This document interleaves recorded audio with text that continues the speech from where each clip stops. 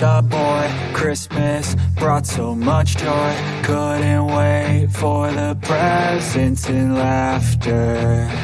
I couldn't sleep late at night, looking for Santa with lights. Those are the memories I still remember. Then I became a man, lost sight of who I am, but right in front of me was the answer.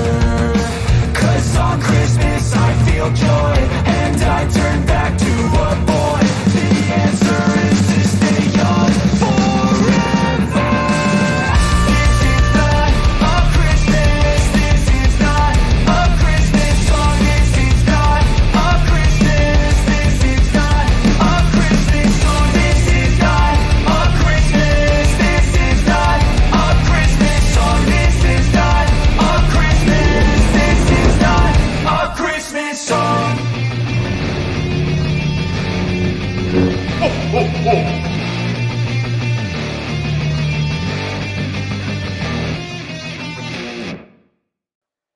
Hello, Star Wars fans. You know there's just 262 days until Christmas 2023, and oh boy, celebration's been doling out the gifts this morning for Star Wars fans. It's exciting to be a Star Wars fan. It's an exciting time to be hosting a Star Wars YouTube channel. And I've got my friend Jason Ward here from StarWars.net. It's a fantastic day. It is a fantastic day. I love that Indiana Jones trailer. That was my favorite thing of the day. I'm excited. We've got a couple of things to talk about. Mm-hmm. And certainly that would be it. We had Dwayne Johnson here. He likes hamburgers. The Rock? Yeah. The Rock doesn't eat. That's not the real one because The Rock doesn't eat hamburgers. No. And we've got Jedi Mike in the chat. I saw we've had a couple others. Fitz is in the chat. We've been chatting in Discord this morning, Fitz and I. Ryan. Hello, Ryan. Good to see you. Abby. Abby, a longtime member of the channel. And you'll see the names right above my shoulder here are supporters. I updated them just today, pulled down from YouTube and from Patreon, all of our supporters. And look, we've had some folks with us for a very long time, 14, 18, 19 months and climbing. It's fantastic to have folks who have been here for so long, supporting us since the very, very beginning of the channel. And Abby is certainly one of those folks. Kay, good to see you. The Sabersmith. Hello. How many days for Dawn of the Jedi? I know, Sean. We'll talk about that in a little bit. Ahsoka does look awesome. Chris Breezy. Hey, Chris. Today was a good day. It's good to see you, Chris. Thanks for stopping by in the chat. Dale, Kay, let's see. What else? Yes, I am happy about the Daisy news. There's a ton of things that I'm happy about today. What's the Daisy news? I just woke up. Oh. Oh my goodness. So many things. And as you mentioned, they did show the new Indiana Jones Dial of Destiny. Trailer. And I have to say, it looks good. It looks really freaking good. There's been a lot of negativity leading up to it and speculation and the internet does what the internet does. We were talking about it just before we came on the street. We have to accept that, people are not smart, and we can't make people smart who are not smart. And some of the people who are not smart have been saying things that are not smart for a long time, but they get a lot of attention from the other not smart people who are also on the internet. So in the start of your show. You have the Qui-Gon quote of your focus determines your reality. And if you focus on those clowns, everything will always be bad and you will never enjoy yourself because your reality will be terrible, Very good, Jason. I'm glad you brought up the intro to the show because it's very purposeful. There's a lot in the intro. The song itself isn't my favorite style of music. And it's a bit of a knockoff of something else, right? No, it is his favorite. He's like Mark he's trying to act above it. He literally loves it. he's always, hey Jason, you get the new Saves the Day single, and I'm like, no. Our friend Mark has also been hazing me about it. But it's the what does Mark know about music? Is he a rock star or something? some loser plays a bass You know what I guitar. mean? Come Doesn't on. even really count, does it? Has it even been on MTV when it was music television? No. Whatever. Oh, so much fun. But no, the words to that song really encapsulate what some of them. And if you listen to the entire song, I only pick up at the last half of the song.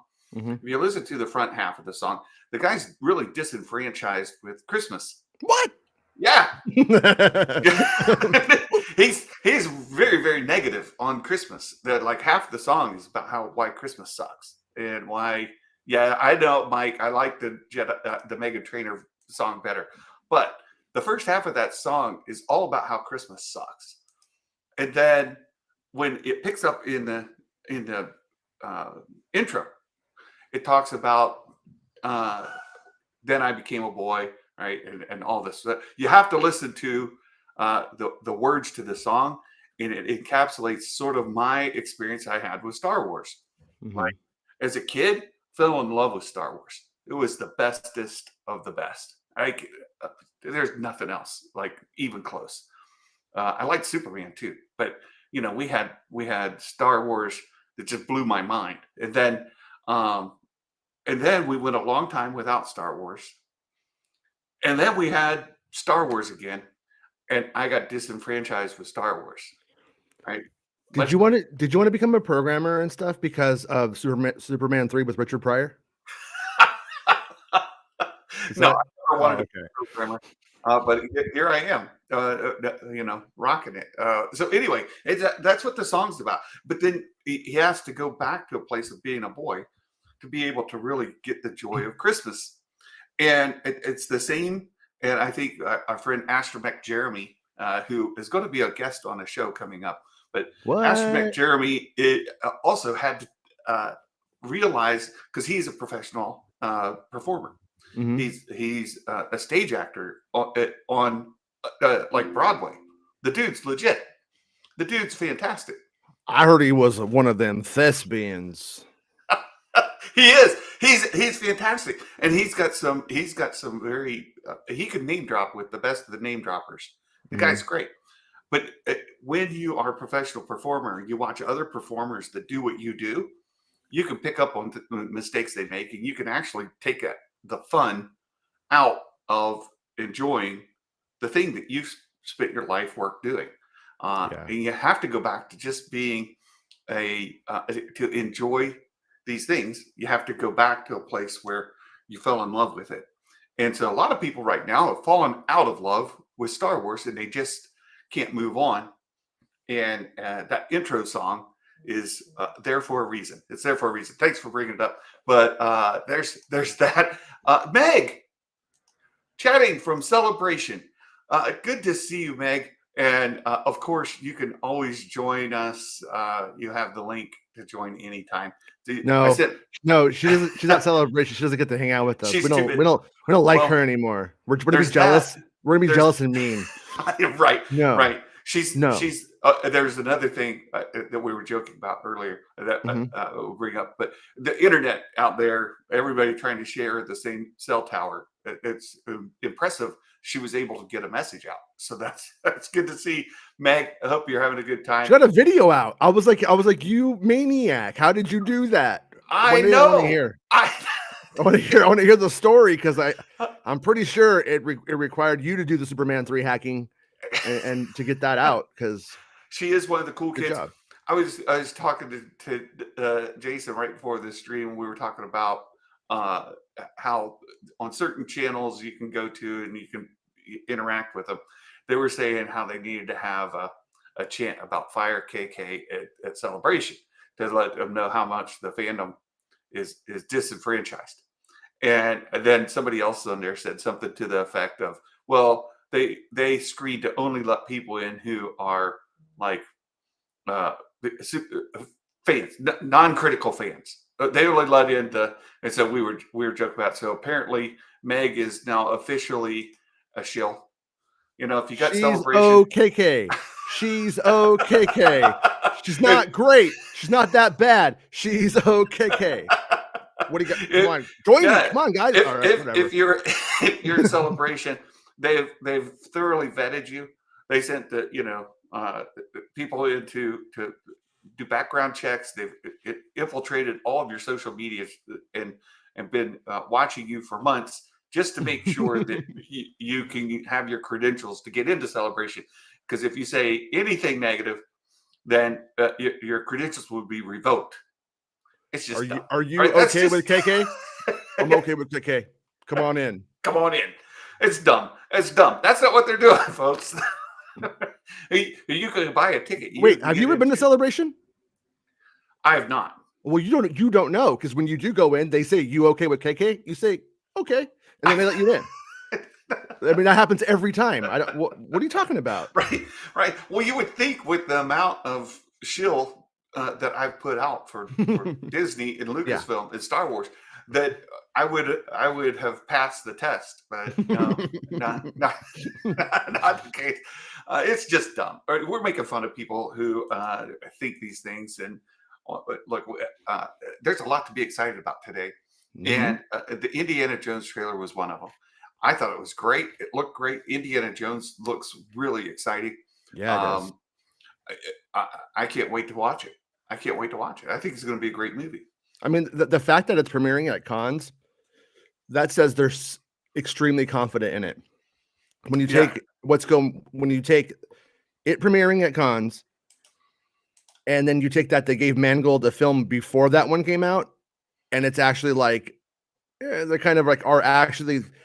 Honestly, I think they're more committed to these films than the other things, because they told us what they are. And that to me says like we're making these movies with these filmmakers or without them. But obviously Mangold's guy's a hardcore professional. He knows how to he's delivered for the studio system enough times now that it's not like is he going to get it together? You know, they're not working with like with an amateur or somebody who's unproven. And so I think I do think these movies are going to come out on like all of the other ones that we've heard about but never knew officially anything about. We'll get there in just a moment. Sorry. You're jumping excited. ahead. I'm excited. We're talking about Indiana Jones, Jason. You have about these other movies you're talking about all of a sudden. I'm like, so here's how it ends. Here's how it's going to end, though. I'm already predicting it right now. I don't know how it ends, but here's how it ends. Indy has the dial, and he could change his destiny from what it was. He says, "No, I had the best life," and he puts it back. That's how it's going to end. I bet you. Every time the bell rings, an angel gets its wings. Mm-hmm. That's how that story goes. Yeah, pretty much. But Mumbo Jimbo, you missed some movie announcements. There's been movie announcements. There's been lots of other things too. But I was going to bring up 2025 celebration. We know there's not one next year. 2025, if it is anywhere near in North America that I can drive to, pulling a fifth wheel RV, I will be there 100%. There's two conditions. One, it's got to be in North America. Two, it can't be on like Easter weekend. You know? Yeah, it can't be during a religious holiday. Right? I'm not gonna. No, can't do that. Can't do it. Meg says she's going to go grab some grub. I hear that whenever you go to a Star Wars event, and especially if Bespin's around or Nick from Bespin Bulletin, you have to get a bucket of KFC. Yeah, you do. So I fully expect that Meg will have her bucket of KFC for lunch. And Meg, if you see grub, you can't just grab them because they're in cosplay. Cosplay is not consent. Serious. Hey, Rob's in the chat. Good to see you, Rob. Rob and Yachty, if it is in Orlando, that would be the best. It would be great. No, in Anaheim. It was like Anaheim the last time, Jason. Quit being greedy. That's down the street from me. I know. It's got to be fair. Have you ever been to Florida? I have. It's hot. It's terrible. It's like it's the sucky California. It really is. Like I go there and I'm like, why would I go? Why would I come here? This is the worst place of where I live. It's the dumb version. I have never been to California. Because you gotta come to California. I'll take you to get good tacos. I The drove real a semi-truck Disneyland. over the road. That's I've fake. been all over North America. I've been Canada. I've been all the way out across North America, Colorado, Utah, everything. I'll take you to the Mando Never set. made it. I'll take you Never to the Star made Wars it set. to California. I'll take you to Star I'm Wars just set. saying. I'll take you to El Dorado Park. We'll have a picnic right where Bo-Katan got the Darksaber back. Right on the spot. Right there. Me and you. Little hoagies, a little bit of punch, a little bit of pie. Yeah. It's all good. It's all good. You know, people are saying, what are these two knuckleheads talking about? So Celebration 2025, I'm going to try to be there if at all possible. I do plan to go. Even if it's in California, I'll haul that fifth wheel all the way across the country. I'll do it. Do it. I will. I'll do it. But it could be anywhere. We don't know yet. It could be in Detroit. It could be in Chicago. No, it could be in New York. It could be, most likely it would be Florida, Chicago, or California. They seem to like have their like plans worked out for those places. So that's what I would just go with those three. That's like the most likely thing. Back in the day, they did a couple in Indiana, but they haven't done any of that in recent times. So I don't think they would. I don't think this current company would do it. It could be Atlanta. I as much as I despise Atlanta, it could be Atlanta. It's a big place. In my head, for some reason, Toronto popped in.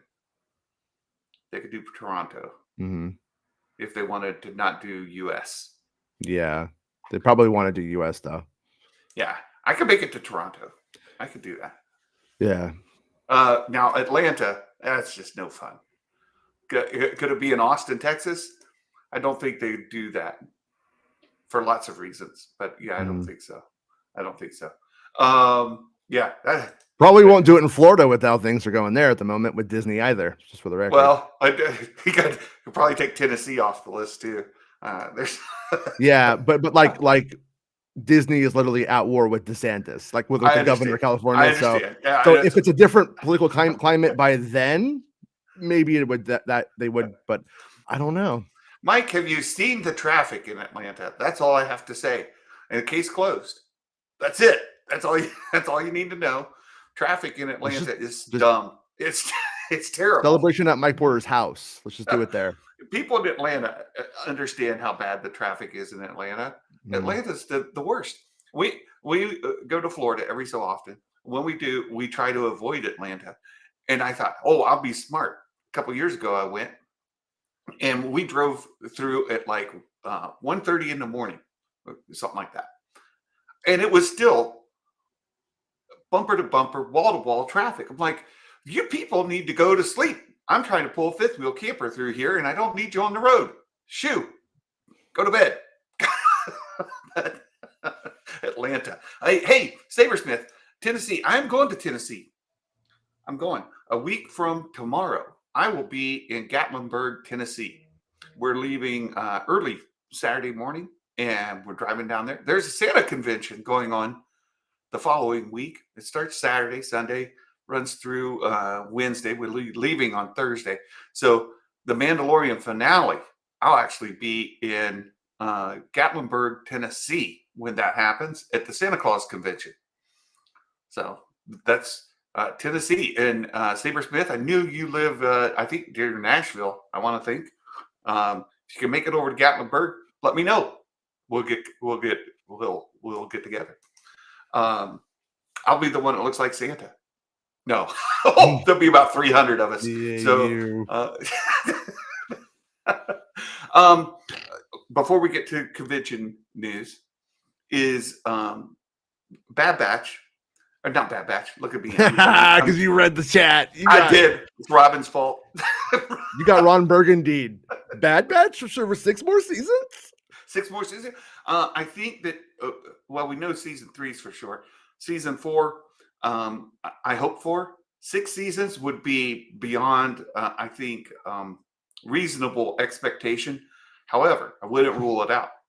But this guy, let's see what you guys did. He's seriously going there because of you guys. Somebody ban Rob from the chat. So we had the Mandalorian season 3, chapter 6, or episode 6, chapter 22 of the Mandalorian. I enjoyed it. I laughed. I had fun watching it. It was it moved the story forward for me. I think it was overall a good time. Not my favorite Mandalorian episode by any means, but a fun episode. And we went to a event last night with our church group, our Bible study group, and we got some Star Wars fans in there as well, and they seem to like it as well. Now I know there's a lot of people that are like, nah, ain't for me. I listened to you and Rob go on about it yesterday. But like I said, whenever I watch things, I'm stone faced. I don't actually react to things as I'm watching. I would be like the worst person to react to like videos on the internet. And I watched it with my son. My son was mad at it too. He was mad. Hey, Mike, I do like Savannah. Savannah George's gorgeous. Yeah, your son. Yeah, you let him say a bad word. You let him say it right on this. Yeah, I was like, oh. I was like, that was your one. That was your one for the year. And he did a bit of a mic drop with it, right? He did. He mic dropped and he just walked away. He did. He was like, it was. Yeah. And boom, that was it. I'm out. Oh, if you want, he mic dropped me again yesterday because we did a show yesterday on Thrawn, and he wanted to see it. He wanted me to tell him about it, but he went to his mom's. And then he went on his own and watched the video. And when I'm like just checking the comments in the video, I see my son in there going, "I love you, Dad," or something like that. I'm like, what are you doing in here? What was that? He's like having a conversation with Rob. And I was like, what's going on? What are you doing over there? What are you doing? Get off the internet. So, no, I liked it. And I know a lot of fans didn't. But look, it resolved the Darksaber situation. This whole season of Mandalorian has been the progression of Bo-Katan. It's really how her story is developing. And I watched several breakdown videos. There's a lot of Easter eggs in there that they built in from season 1 all the way through and carried them in. So they did a nice job. If you remember season 1, episode 1, and he has those bounty pucks that he could pick from. One of them looked like the Mon Cal who was being picked up by the Mandos. Yeah. Same guy. Mm-hmm. So, I mean, that's a callback. They did a nice job. So did everybody like Lizzo and Jack Black? No, but I thought they were fun. They were fun. And that's about it, right? Do you want me to answer Old Sabersmith's question? Sure, I do.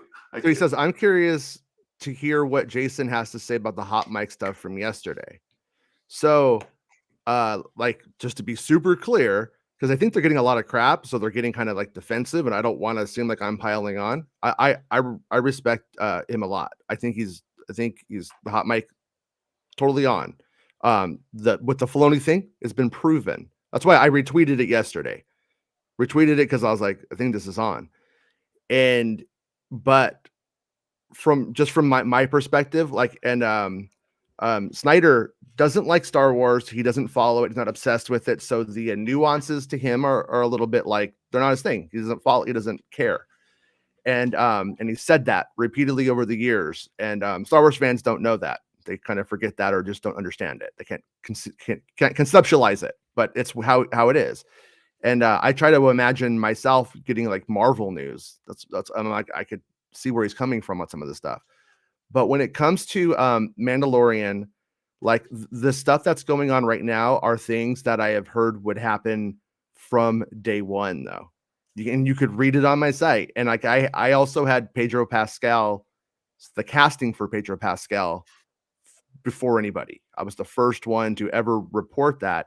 I had a very, very good line on Pedro back then. And the thing about it is back then, Pedro, I've said this up before on your show. He came into the season 1 late, and he came into season 1 late, And then when they were doing the negotiations, they wanted to make him a voice actor and pay him as such. And he said, I'm not a voice actor. I'm an actor. Then he negotiated that moment that we get with IG-11 where he takes his mask off. That was written in late in season 1 because of what they were doing. And because they wanted Pedro, they went with it. They were like kind of helping him against actually Disney and the financial negotiations. And so they got that ground. And then, so all of this happened, all of the quote things that happened about season 2, all happened on season 1. Yeah. And people forget that season 2 filmed before we ever saw season 1. So I think people like Grace Randolph started hearing about this stuff when it was way old news, but we're reporting it as if it was happening right then. And then started throwing like, and that's why Book of Boba Fett, and that's why this and that. And that is not the case in my experience as a scooper or whatever, or with the information I've had. So in terms of what he reported on all of that side of stuff, I don't really think it's actually like new stuff. I think it's really old stuff being recontextualized in the current climate, and then therefore it has different meaning. And that stuff isn't accurate. But like when he says like Dave Filoni's got this job, Dave Filoni's doing that stuff is on. When he says Lindelof is starting the Star Wars movie, that stuff was what was on. But when it comes to the Pedro Pascal stuff, I really do think that they've just been accommodating to him, to his career as of late. And and that actually, to me, is actually worse. Well, because I want Star Wars putting Star Wars first, not Pedro Pascal's career. I don't care about Pedro's career. I care about Star Wars, you know? I don't know if it's putting Pedro's concerns first. I think they happen to coincide. Like, okay, we already had this like rule the way where they have to wear their helmets. And we saw him kind of break away from that with Grogu. But we also had this other way where like Sabine and Bo-Katan don't wear their helmets. And we also see like Satine, who doesn't even wear like Mando armor. But that's the world that they created around this logistical mess. Well, they sort of had that in place what I mean? When it first started, though, like episode 1, right? Like when that started, and can you take your helmet off? No, I promise you. Yeah. On this one, please believe me. No, I do. I'm just saying. I thought that happened during season 1. But they didn't go and have Pedro put the mask on, take it off for us, put it back on, then take it off, and then put it back on. Because that was an accommodation. Right. I followed what you're saying. In reality, if they had Pedro all to themselves and nobody wanted to hire Pedro at all in the whole world, and it was just them, he would have taken the armor would have said, both of you, mask off. You're going to get our boys. I completely get what you're saying. But I think they already had the world set up with these different sections of Mandos. And that's why they're accommodating him. That's why, because they can. Yes, but that's all I'm saying. I don't know if it's for us, like for the audience. Yeah. When you have like, I think it ultimately plays weird, and I think there's a little bit of unsettling strangeness when Katie has the mask off and he has it on. The way that the performances play and read, and then you have like the ADR, it's like added later. He's not even there. Right. It something is kind of a little bit off in that, and I think the audience senses it. Yeah. But when it's just Mando with the mask on, then you have that effect. I did a video called the Cruel Shove effect, and you start to like put all of the emotion and all of the weight onto this blank face, and the music and the editing puts it there. Yeah. But when Katie is there acting in the frame, I think she's controlling that, and the Cruel Shove effect is somehow, it's like pulled and dampened, and it's a weird thing. I don't. Yeah, it's just super strange. It's like almost there's some science to it that I don't understand, but here we are. Yeah. Right? Well, look, here we are. I think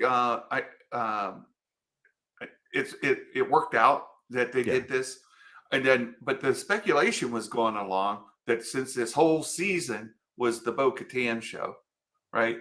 And there's been jokes about how this mirrors the Book of Boba Fett, where Boba Fett was a minor character in his own story, that now the Mandalorian, Din Djarin, is the minor character in his own story. There's a joke going on about that, right? And I get the joke part of it, right? But there's also like a truth narrative to it that lies somewhere with what you've shared with us, as far as like him not wanting to. He took this other job with doing The Last of Us. He's still involved here, but also there, and all the other things, right? So all of that stuff's going on. It's all part of the picture, and but it led to some speculation that they're just going to move on. They're going to release him. And so how are they going to do that? Well, he's going to die at the end of the season.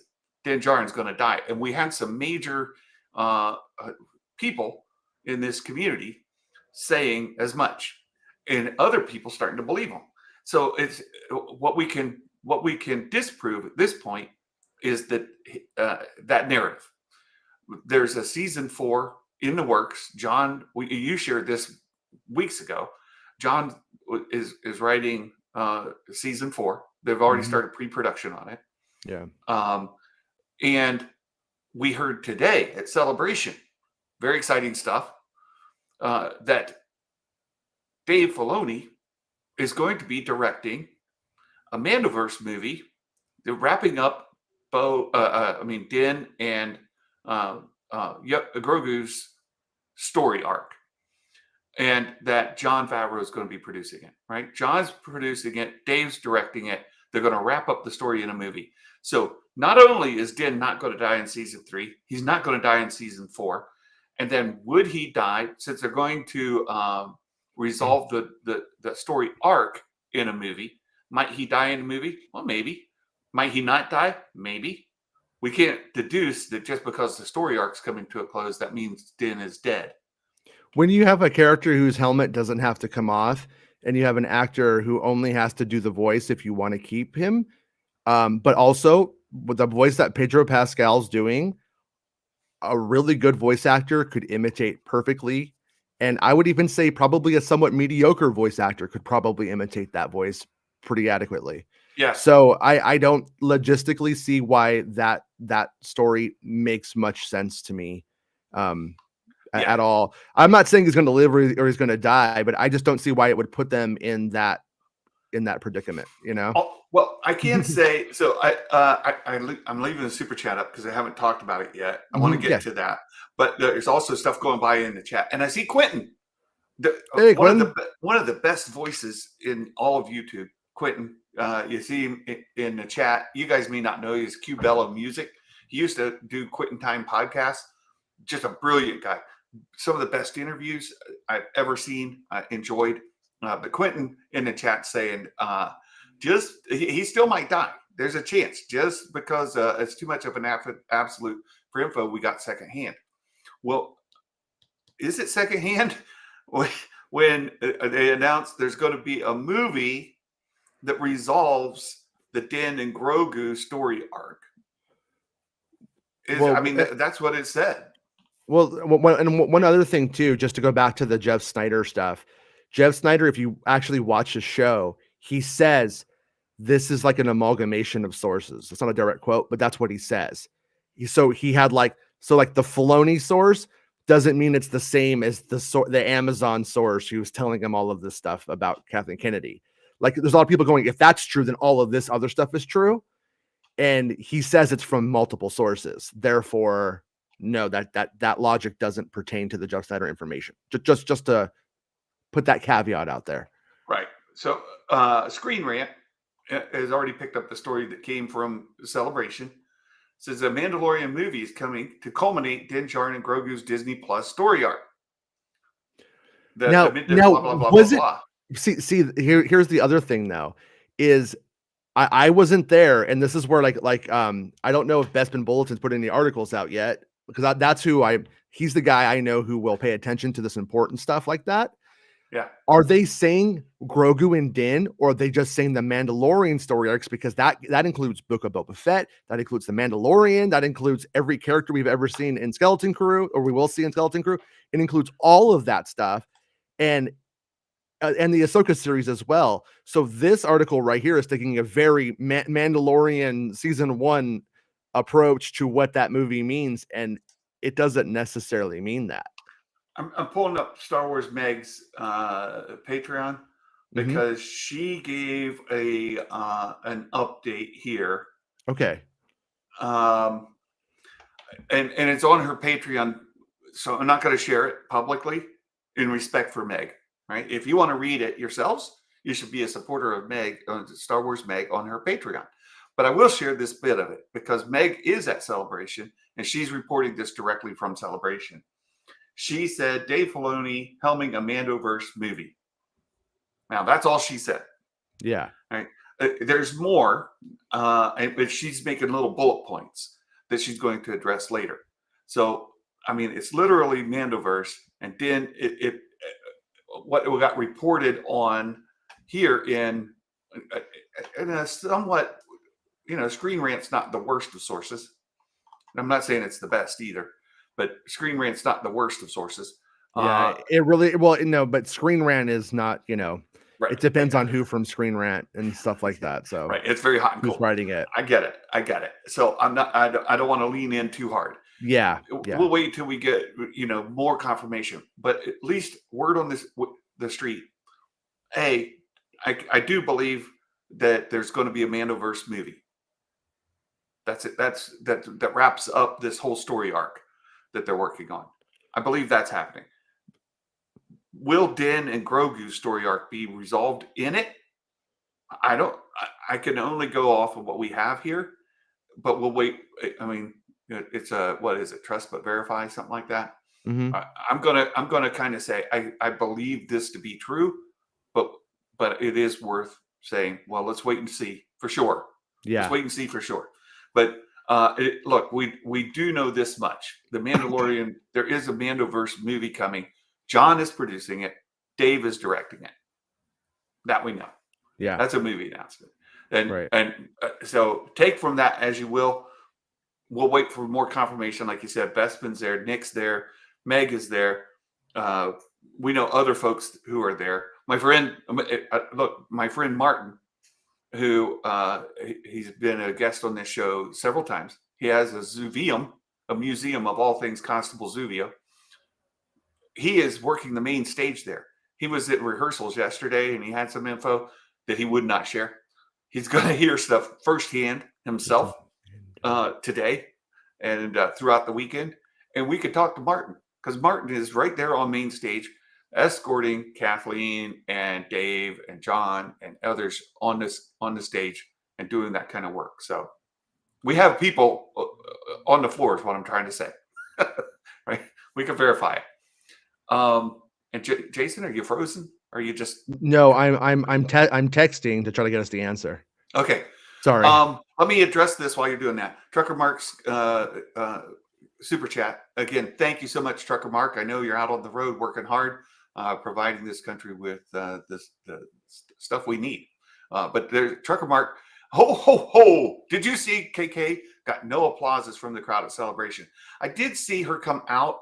She got polite applause. Let's put it that way.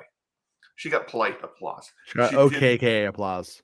Yeah, she didn't get like the rousing, thunderous applause or cheers. Because that's how democracy dies. So good. I'm glad. Good one, Jason. Yeah, perfect. She also didn't get booze. So, she might have some booze. We don't know. There might be pounding her right now. We did it. We announced movies we're not going to make. Yeah. She didn't get jeers. Nobody was chanting "Fire KK." Right now, she got the sounds of one hand clapping. She got polite applause. So there was that. She got golf clap applause. That's right, Anthony. So it was like, hey, good job. And she said very little. She let everybody else do it, which is fine. There's another big part coming out of Celebration today, and they focused a lot on it earlier. Is the other rumored project that was never going to happen? It didn't have a budget. It obviously wasn't going to happen. It was a Kathleen Kennedy pet project, and all of those got canceled. And of course, this one here was canceled as well. And they were only just trying to pretend like it was happening, but it's not real. It's AI. This is an AI generated trailer. It totally wasn't happening because it never got a budget and it was never going to make it to screen. Totally fake. There's the Acolyte. The Acolyte. Mm. We saw a lot of Acolyte stuff today. In fact, there's a tweeter who posted the trailer on the Twitters, and I'm going to mute it and we'll talk over it, and hopefully that doesn't get us in too much trouble. We're just on Twitter. We're not doing anything. It's not mine. Hey, let's just watch a video on Twitter. I don't care what it is. Just put it on, Santa. So some folks have got it with their phones, right? They've broken their rules. They've gone in, they've done that, and they posted it online. We have some footage of the Acolyte. If you don't want to see the footage, we're going to play it anyway. Why are you watching the Star Wars show? So look, you see little kiddos, little weirdos, lots of kiddos. This isn't Skeleton Crew. This is the Acolyte. They're in a Jedi Academy of some sort. You get folks doing Star Warsy things. And that's the Jedi. Okay, the Jedi Master teaching the kids. We get a bad person walking in. You get some sights of different things. Oh, it's the Matrix! Watch out! There's a force push right here. Whoa! It's coming. There it is. Boom! Force push. We get a little fight going on. This is obviously, you can see the people in the foreground here watching it. It's poor quality. Yeah, I'm curious. I think a little bit was cut off, and I'm curious if it was a little bit or a lot of it. Well, so the one thing with the Acolyte, it ties back to this Kathleen Kennedy comment that I want to say. They brought out Amanda Stenberg. They brought out the she was just as Padme. That was fun. It was fun. She was having a lot of fun, and Chris is really excited for the white Jedi robes. He's been waiting his whole life for this guy. It'll be the best Star Wars ever because it has white Jedi robes. That's all. Yes. We know, Chris, that's a really important thing. It's the height of Star Wars with the white Jedi robes. It's going to be so exciting. I can't wait. And then you notice that they didn't show us that in the reveal. We didn't get to see white Jedi robes. So they're obviously holding that off, like the Thrawn. Everybody wants to see this because they just read Chris's stuff. They're like, we got to hold this back. We got to hold it back. Remember, there's a big like end of the episode reveal. Right. This is the big thing. It's important. The story, nobody cares about. They just want the white Jedi robes. That's got to happen. But no, they bring out all the actors and they were interviewing. Amanda did a great job in her interview. She was a lot of fun to watch. The other actors were good too. But Amanda, she was really into it. And but one thing you didn't see was where's our show creator? Where's our showrunner? Where's the director? Mm-hmm. Well, why didn't she come out? Why didn't she say anything? Crowds might not be her thing. Well, more than that, I think she's given an opportunity for her cast, right? Mm-hmm. The actors to get the recognition, to get the celebration, right? She's doing her thing. She's a huge Star Wars sweaty by all accounts, right? Mm-hmm. Like she is a big Star Wars nerd. She did show up at the last celebration and was just talking about how excited Jedi. You guys are great.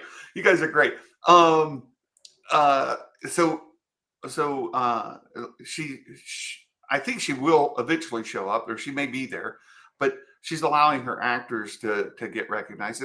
And Kathleen Kennedy isn't she's not the show, right? She's the boss. So she's there. She's showing her support for the franchise, for the show, for what they're doing. But it's not about her. It's about the show, right? When they're doing the thing on Andor season 2, and you've got your showrunner, you've got your actors right there on set. It's about them. It's not for her to insert herself into the discussion to take the attention away from them. I respect her for that, and yeah, I don't have a problem with it, right? Well, hey, look, The Rock is back. He's back. Appreciate it. Anthony, what's Anthony's question? You think people are overreacting and predicting the failure of next movies with Daisy? Yeah, we'll get there. We'll get there, Anthony. I think they're dumb. I think people are dumb. That's the short answer. Look, so Andor season 2. Well, first of all, the Acolyte.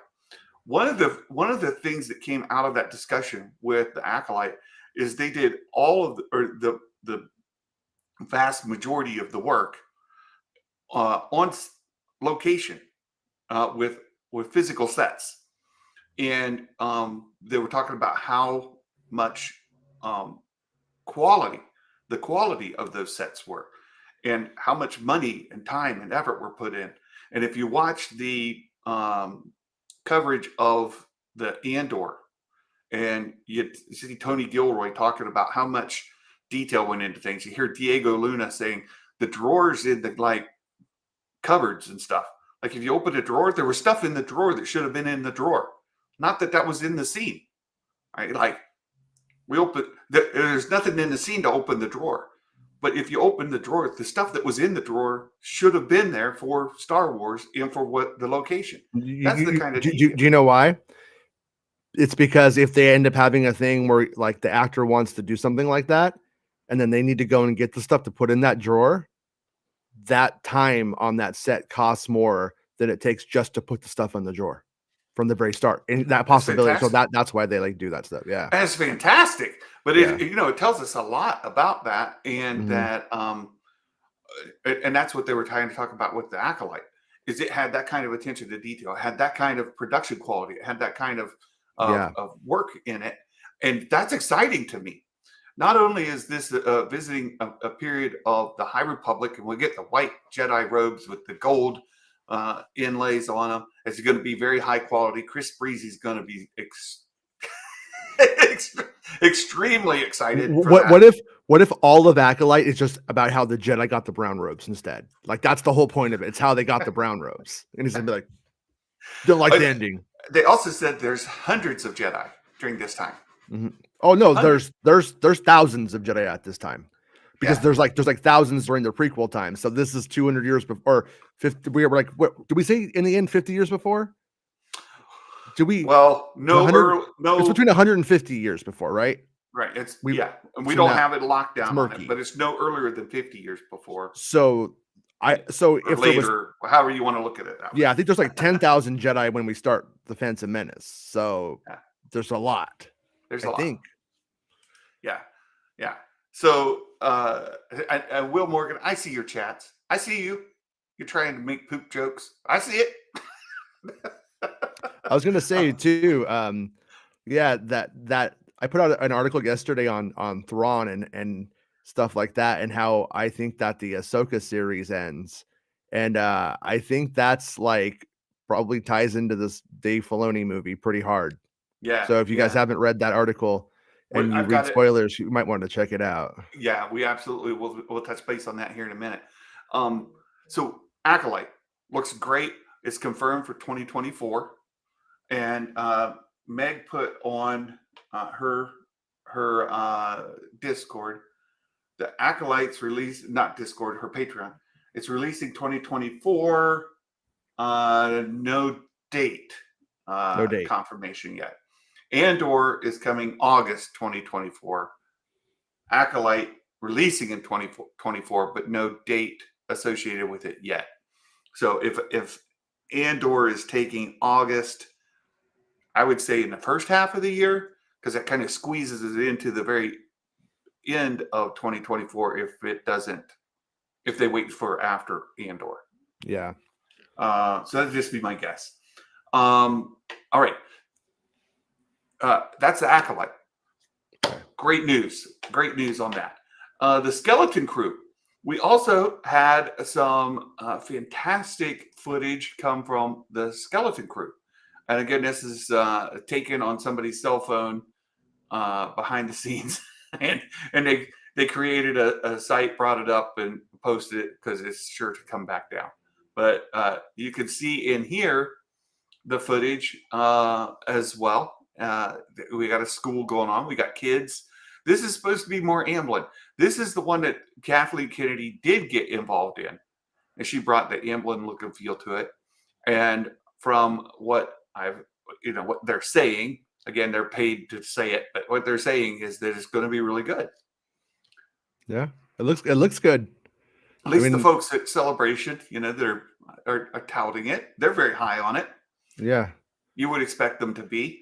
You got the school, you got lots of different species, and look, I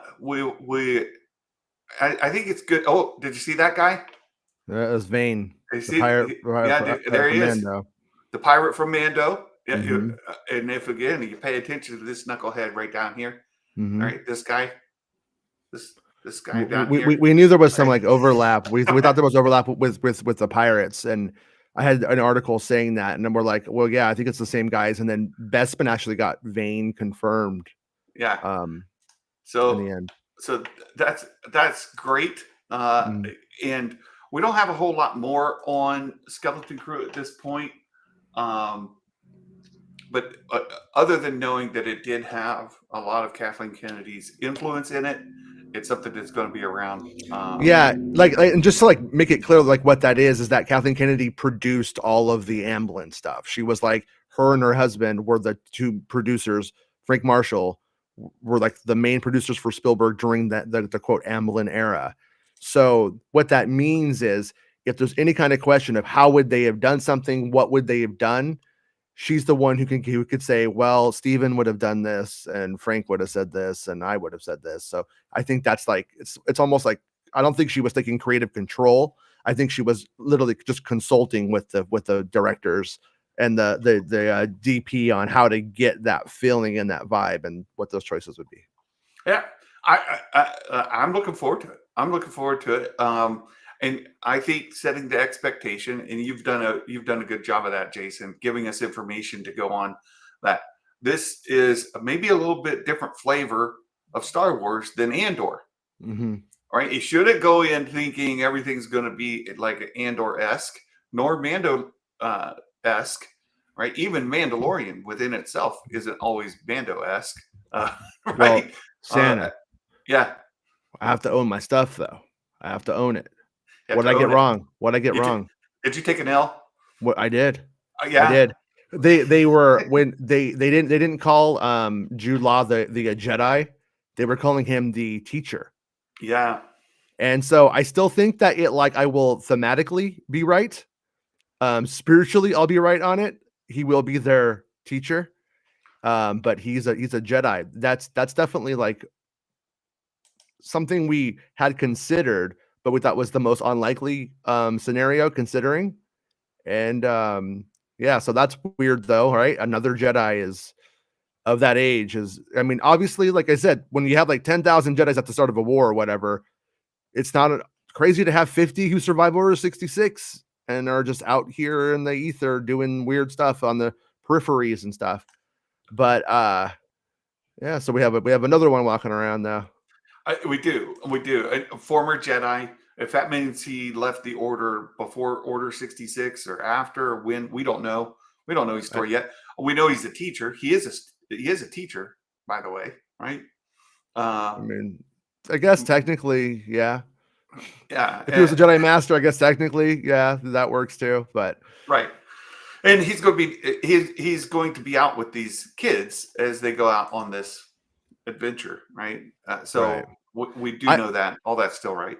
I just hope it feels like Amblin and not Spy Kids when all is said and done. Because there's a couple of moments where I do get a little bit of Spy Kidsy, and I'm like, "Oh, you Spy Kids, get out of here!" Well, that's Rod Rodriguez, right? Mm-hmm. He and I think Will Morgan was warning us of that all along, saying, Mm-hmm. "Hey, this is Spy Kids guy.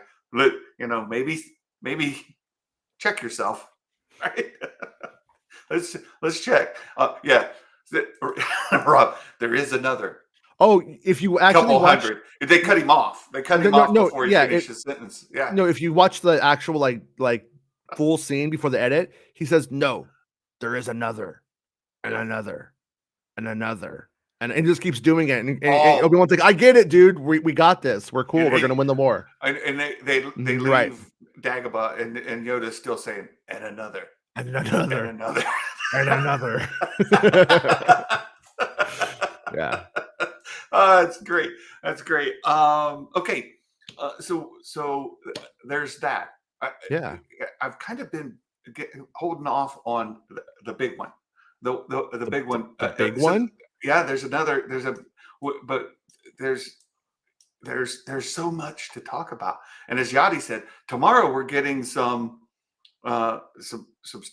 toys. There's other news coming. And I saw earlier the question that says, will Pedro be at Celebration? He was at the last for the Mando panel. The Mando panel is like tomorrow, I think. I could be wrong. I got to look up something tells me it's tomorrow. The last time it was on Sunday, I think. But I think this time it's tomorrow. Again, I got to go look at the calendar. Yeah. We're not there. We don't care. We'll figure it out. Will he be at Celebration this year? I don't know. I would hope so. And if he's not, it doesn't mean anything. If he was there, it doesn't mean anything. But you know what I mean? Like for in terms of like people trying to read into that rumor that I don't really even buy into, because some people just might not want to go to travel to Europe if they have something to do in a couple of days. Just like, no, it's not. Yeah. Okay, I don't want to do that and then go do this performance on Monday. No, that's too much work for me. I don't want to do that. Right. And will Katie even be there? I don't know. Katie Sackhoff is there. Oh, is she's there now? Yeah, she's there. I thought I saw her. Well, I saw that Ahsoka, right? What's her name? She goes to all the cons. The voice actor for the animated series. What's her name? Oh, Ashley Eckstein? Ashley's there. Mm-hmm. I know that. And I think one of our Discord folks was standing in line to get in to get her autograph and to see her. So she's classically been like really accessible. Like, yeah, like she had like her universe booth, and she was sometimes just like there, and you just walk up and say, "Hey, what's up?" Okay. Dawn says she is there. They've shown her in the Star Wars link. Yeah, I knew Ashley's there, but I didn't know that Katie was there already. But so there you go. She's going to be there. And but will we get Morgan? Will Pedro be there? I don't know. What about John and Dave? Of course they're going to be there.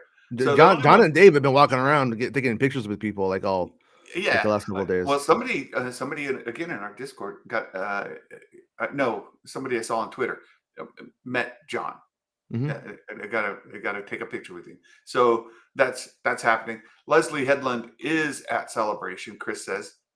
So Leslie is there, but she didn't steal the attention away from her actors, which was great. Well, because Amanda said, "No, this is mine, or I'll slap you down," and she was like, "No." That's that's the nonsense we get. Yeah.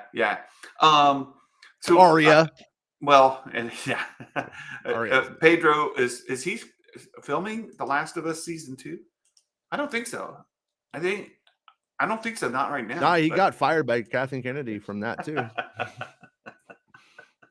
Nope. Oh my goodness. There were a couple other movie announcements, and Jason kind of slipped into this earlier on the James Mangold bit because we were talking about Indiana Jones, and what's Indiana Jones make Jason think of? James Mangold. Mm-hmm. And then what's he think of when he thinks of James Mangold? Star Wars. Oh, so I was going to say barrel hairy chest, but okay. So Mangold, they announced 3 movies: a before, a during, and an after. Mm-hmm. The Jedi Order. So the movie before the Jedi Order is supposed to be the very first Jedi.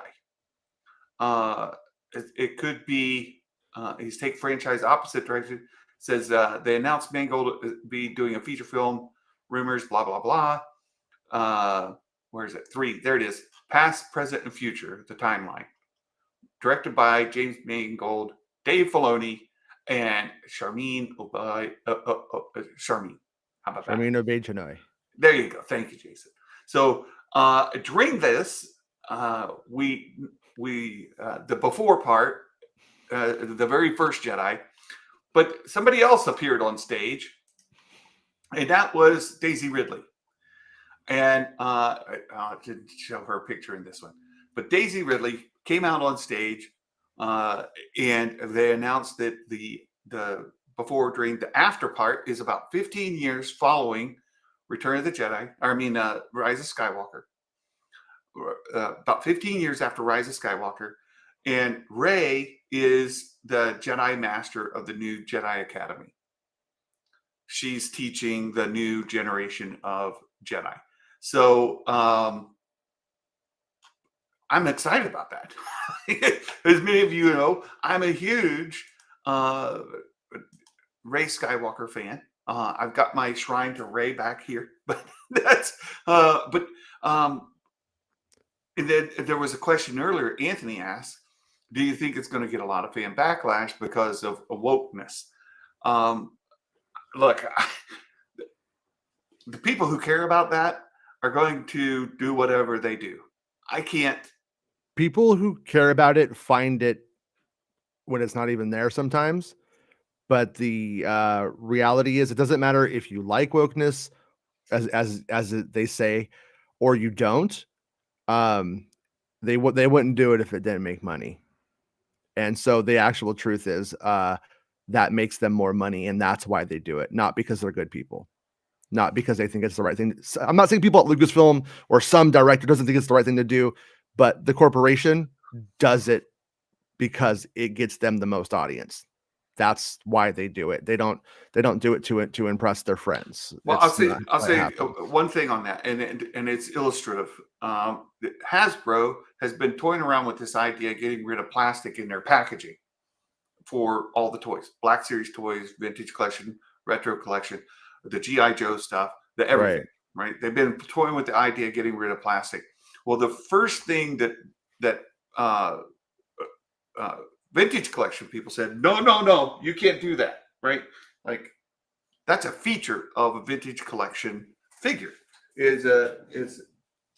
Oh, hold on, I've got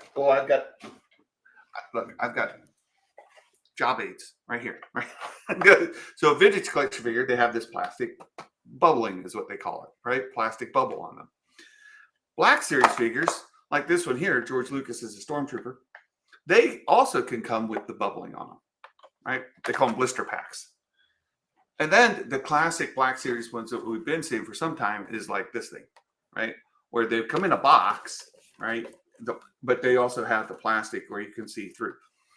Well, they've been trying to get away from plastic as like eco-friendly. They want to put on their stuff to get people to think that they're virtuous, nice, caring people. Mm-hmm. But to your point, they want to make money. Well, the first thing the vintage collectors said is, that's dumb. You can't do it. And they said, oh, well, we don't mean for Star Wars Vintage Collection. No. We'll leave them in the blisters. Well, today I saw a tweet come out from Hasbro saying they're going to reintroduce the blister pack for the Black Series figures, as well as the packaging that we've had. But they're going to commit to using 100% recycled plastic, not virgin plastic. So why are they doing that? Because they want to make money. Why do they do the whole thing with wokeness? Same thing. They want to make money. The key is, can they tell a good story? Can they tell a good story? And there are people who will tear it apart because of wokeness. Let's just use the Mandalorian as an example. It's the Bo-Katan show now. Mm-hmm. Is that wokeness? Yeah. It's a female lead in your male story. Your male's taking a back seat to the woman. Is that wokeness? Is that what people, It's just yeah. Star Wars, when it comes to like Star Wars in that front too, it's like Leia, you kind of, Star Wars didn't really necessarily for the main characters didn't push out the genders too hard and make it like this is all about boys or something like that. Although the original trilogy only did have Leia, but she was like the prominent role. So yeah, it's just will the movie be good? And there are people who are upset about Rey's story arc in the sequels. There are people who don't like the sequels. There are people who don't like the legacy characters' roles in the sequels, and all of that. All of that exists. When the movie comes out, can they make a good movie that tells a compelling story that rounds out Rey's character? We'll see. We'll see. It's James Mangold. I think that's burying the lead, right? The lead is James Mangold's leading these things. He's writing these things, and I'm excited about it. And will they come out in the order, the before, during, and after order? Good question. That's a good question, Homie Beskar Batman. They didn't say. If you remember, like a while ago, I talked about this movie, about what I had heard about it, and I just got a message from a source of mine who is very good, and was basically just telling me to remember what they had told me if you want to try to figure out a little bit about the movie. Yeah. And so as I'm thinking about that right now, it didn't have to be Rey. It could have been Finn. It could have been another character in that role. And the other thing that they told me was it was an ensemble cast, and that person wasn't going to be the main character. So so like two things here. That's what it was, right? But we had Lindelof leave. So did they end up making Rey the main character? And that's when Lindelof was like, nope, this isn't going to work. We're not going to adequately introduce our new heroes, our new young Jedi, if she's the main character in this film. And then that's where it kind of this is speculation on my part, but also based off of the original stuff, Rey or Finn or whoever it was going to be, and now we know it is in fact Rey, wasn't going to be the main character. So, but the way that it was kind of presented today kind of did seem a little bit like they were telling us she's the main character. Yeah. So just food for thought. Just food for thought. As far as it's good. It's good. And I want to tie into that, something we said just before we came on the stream. The before part. You remember back when we saw the first announcement that what's his name's getting a movie? And Taika? It had Taika Waititi. Yeah. Mm-hmm. And Taika's movie had that like Schoolhouse Rock or whatever logo it looked like from dinosaur times. Right? It looked ancient. Yeah. And there was tons of speculation that came out of that, saying that it was going to be based back in way back time machine back. It could be that Mangold is taking over Taika's movie, and he's also taking over Lindelof's movie. And I don't know what the during, right? The before, during, and after. No. He wouldn't be taking. No. Mangold wouldn't be taking over. Lindelof's movie was the Obey Chinoy movie. Yeah. Okay. So that one's just going on without Lindelof. Stephen Knight's come on to write the current draft, and what it sounds like to me, like what I've been saying about that film, is that I think Stephen Knight was brought aboard to write a draft before the writer's strike. Well, and somebody asked me that real quick. They asked me, "Is that still happening?"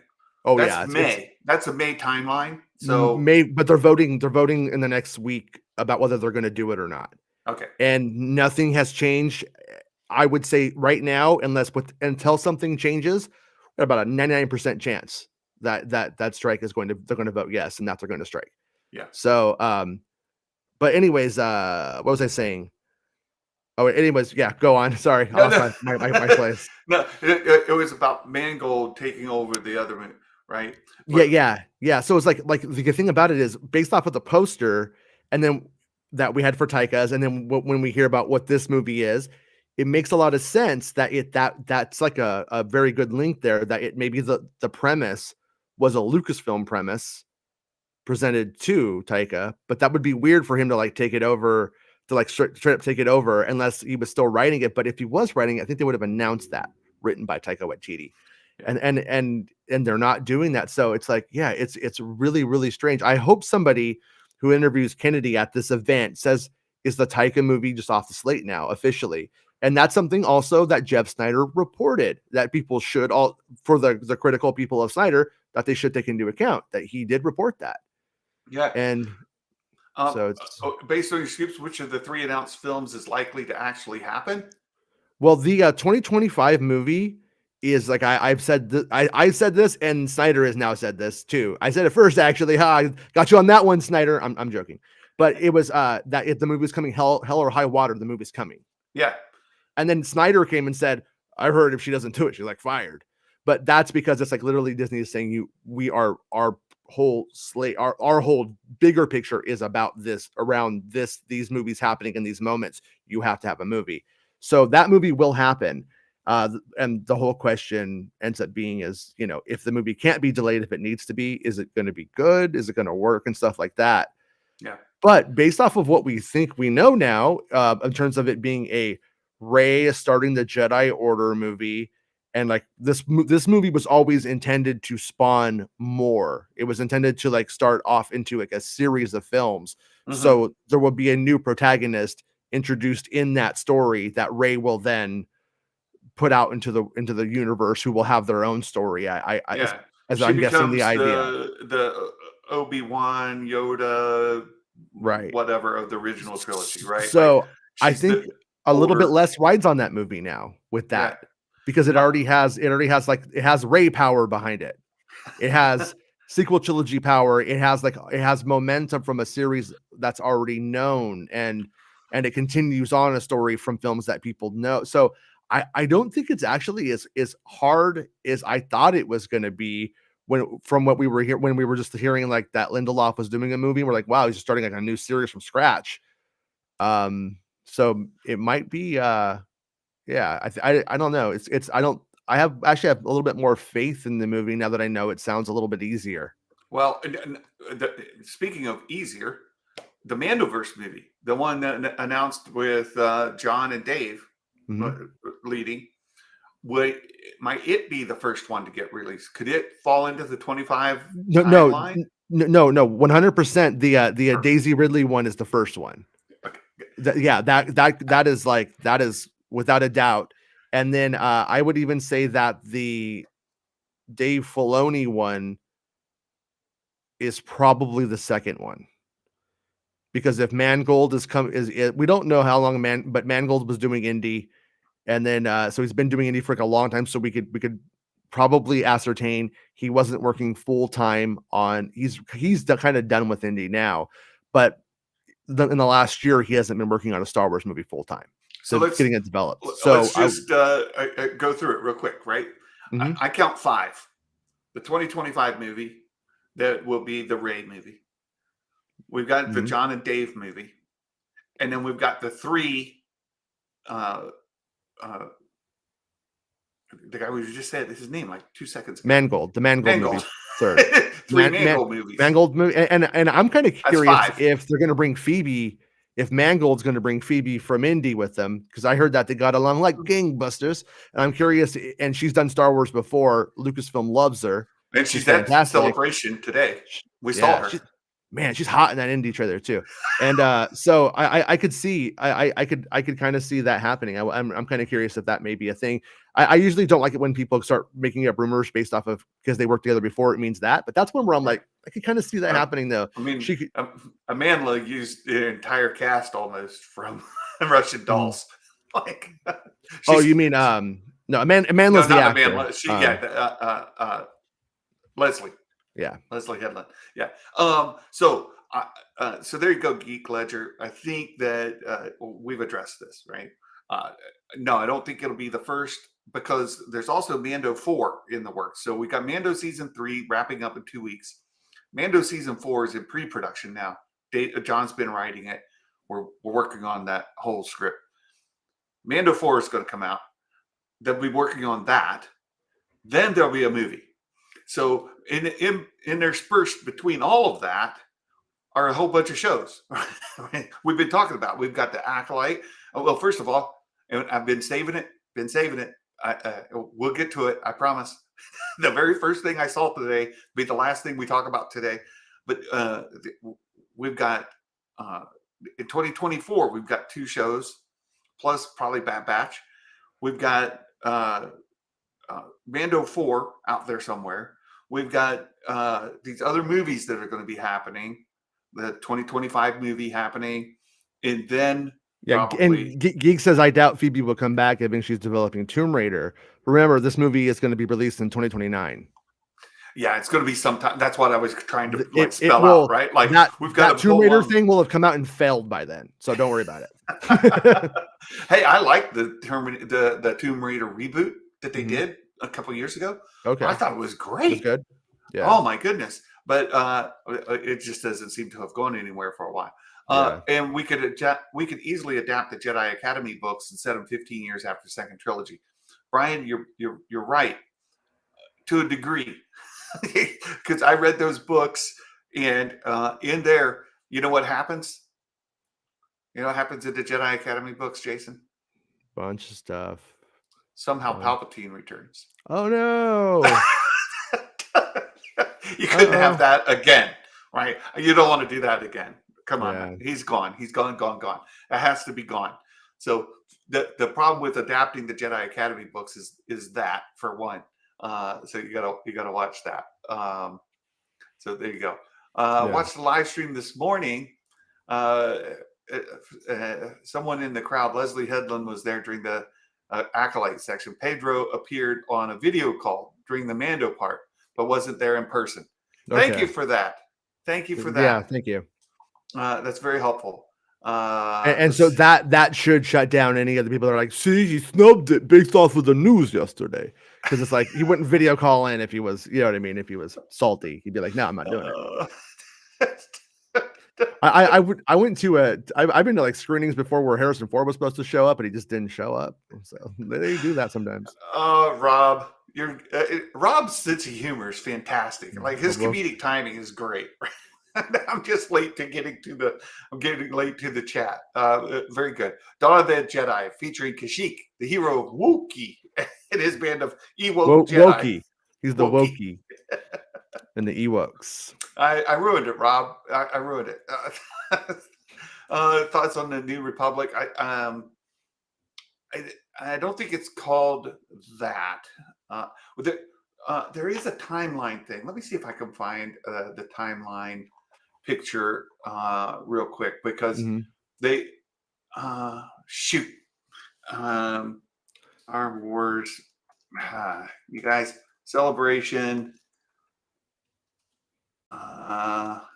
movie timeline, and then look for the pic.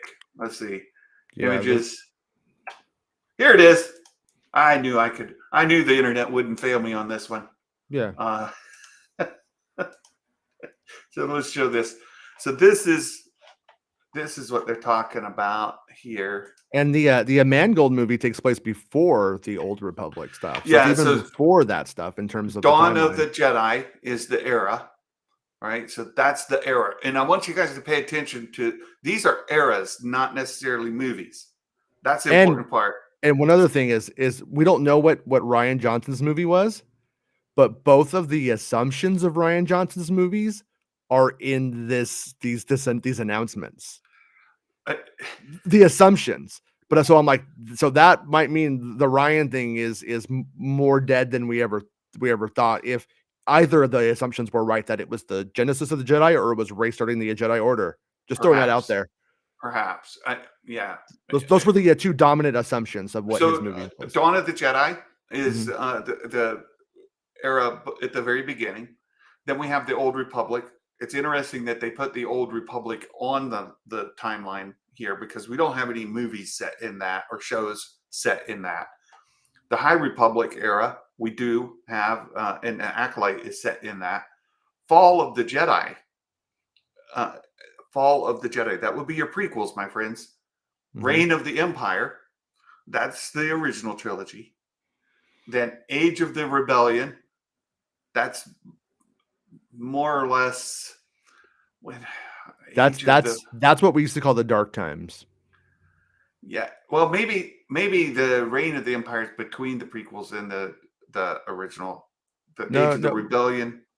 You know what? No, Reign of the Empire is up until the formation. So Reign of the Empire is like probably like the first decade of post Revenge of the Sith. Yeah, that's what I was thinking. So And then that then puts Age of the Rebellion in the original trilogy. and the second, well, for this and into the last half or the last part of that into the Luke Skywalker films, right?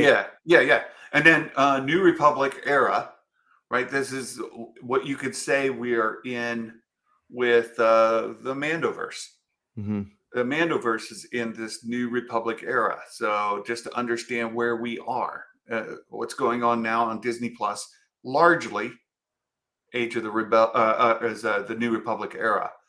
Then we have Rise of the First Order. I think we're going to slip into that towards the end of these series. And then the New Jedi Order, which is going to be the new thing that comes after the sequel trilogy. Okay. So that's just to lay that out for all of y'all, right? Yeah. And they said it was 15 years after, right? That was the thing that was confirmed. Yeah. Because there's been a lot of like stuff going on from people who were there in the room who just misunderstood. Like, what did they call? They said something about the Mangold one. Like, I don't remember what they were calling it. Like the ancient Jedi orders, and they're like, that's what it's called. But they were just using that terminology. Yeah. There's like fake titles going around, but I don't think it's on purpose. I think it's an accident. Yeah. How many seasons are we going to get of the show before the Mando movie comes out? Season 4, maybe other seasons? No, I think 4 will be the last season of The Mandalorian as we know it. What do you think? Probably. But it's like, it depends on, because we don't know what the idea for the movie is.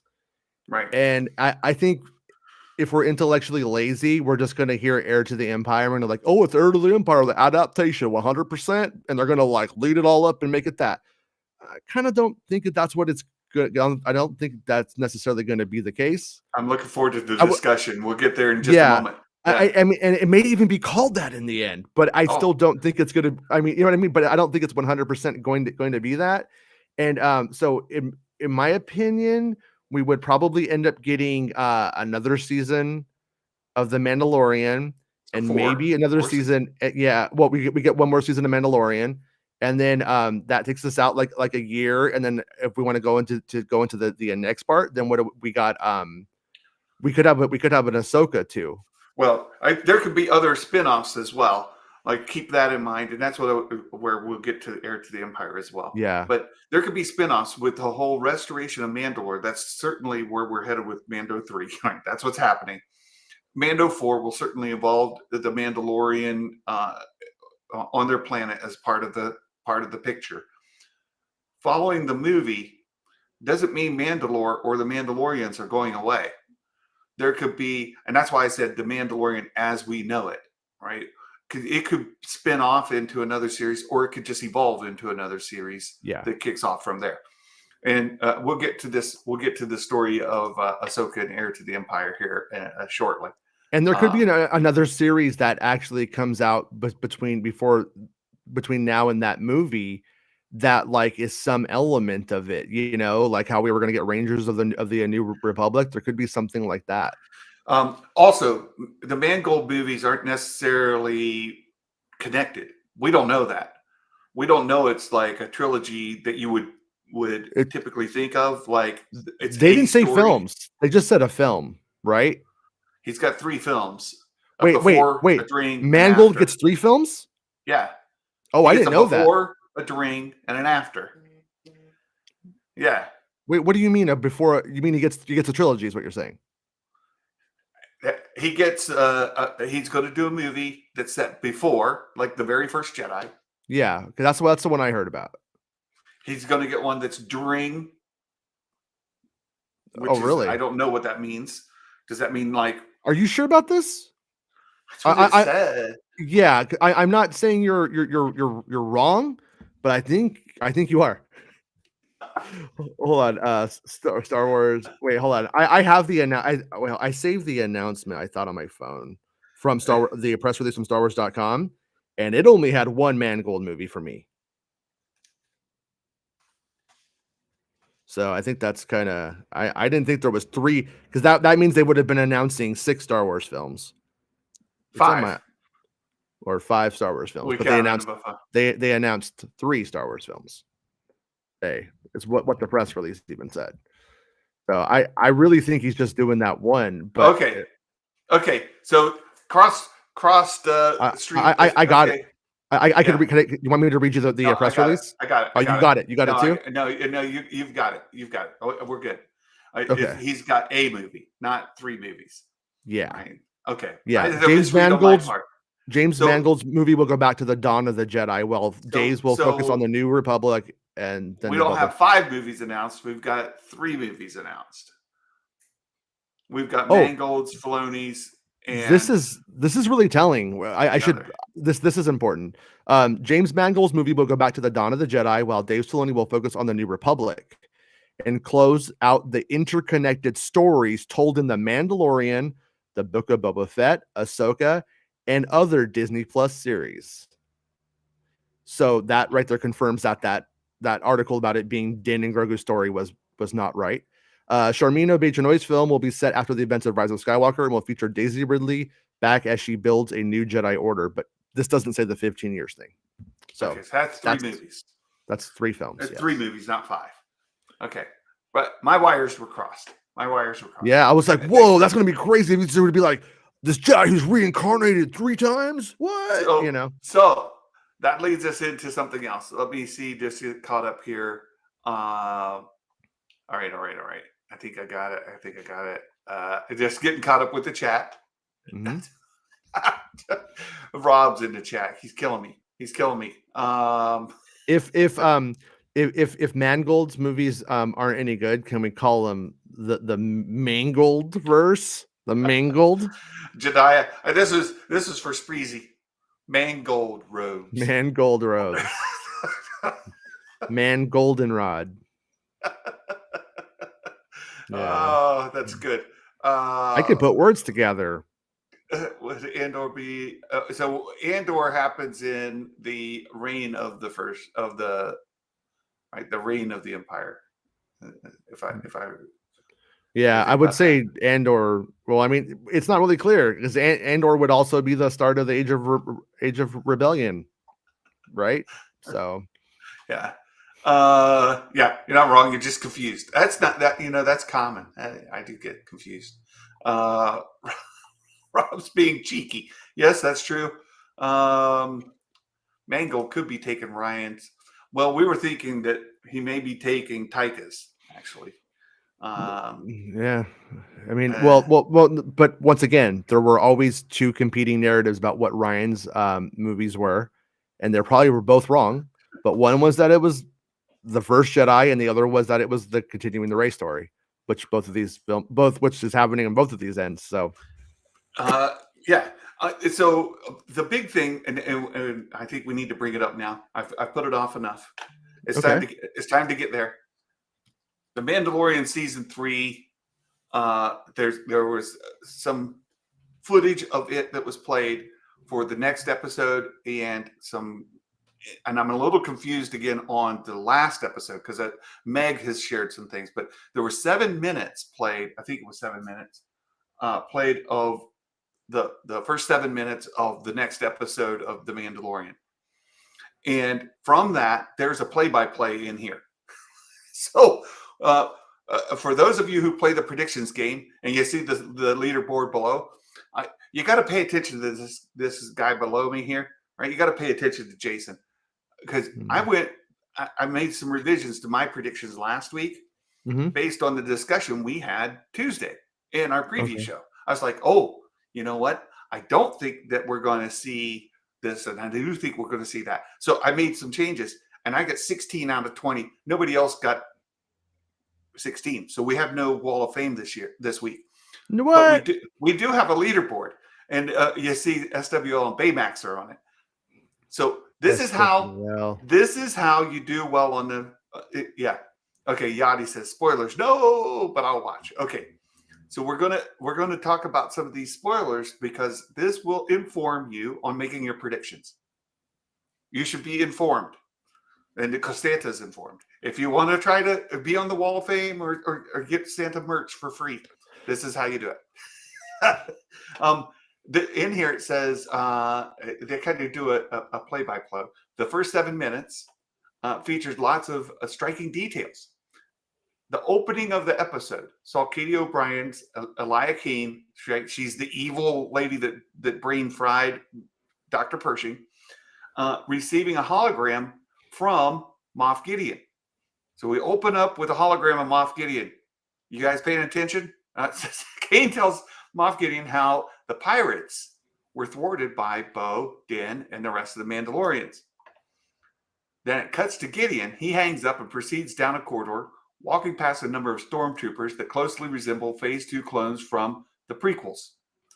While doing this, is that the one that I drew the picture of? Because no, okay, not yet. Well, not yet. the Phase 2 one, the visor's there, so right. But those are more Mando, not stormtroopers. Okay. They're like super. Well, no, but you're getting literal. Is the description is the description seeing what I'm talking about? And maybe where I'm going with this? Yeah, I do, but I don't think so. I think what you got was Moff Gideon's loyalist Mandalorians.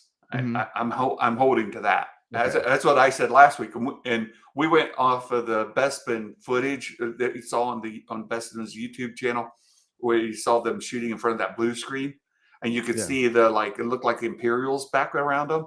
But they weren't. No, we were just wrong. Those were the Mandos from that episode. So we misread it. Yeah. Plus, we saw a thing where she takes one of them and throws him into the other.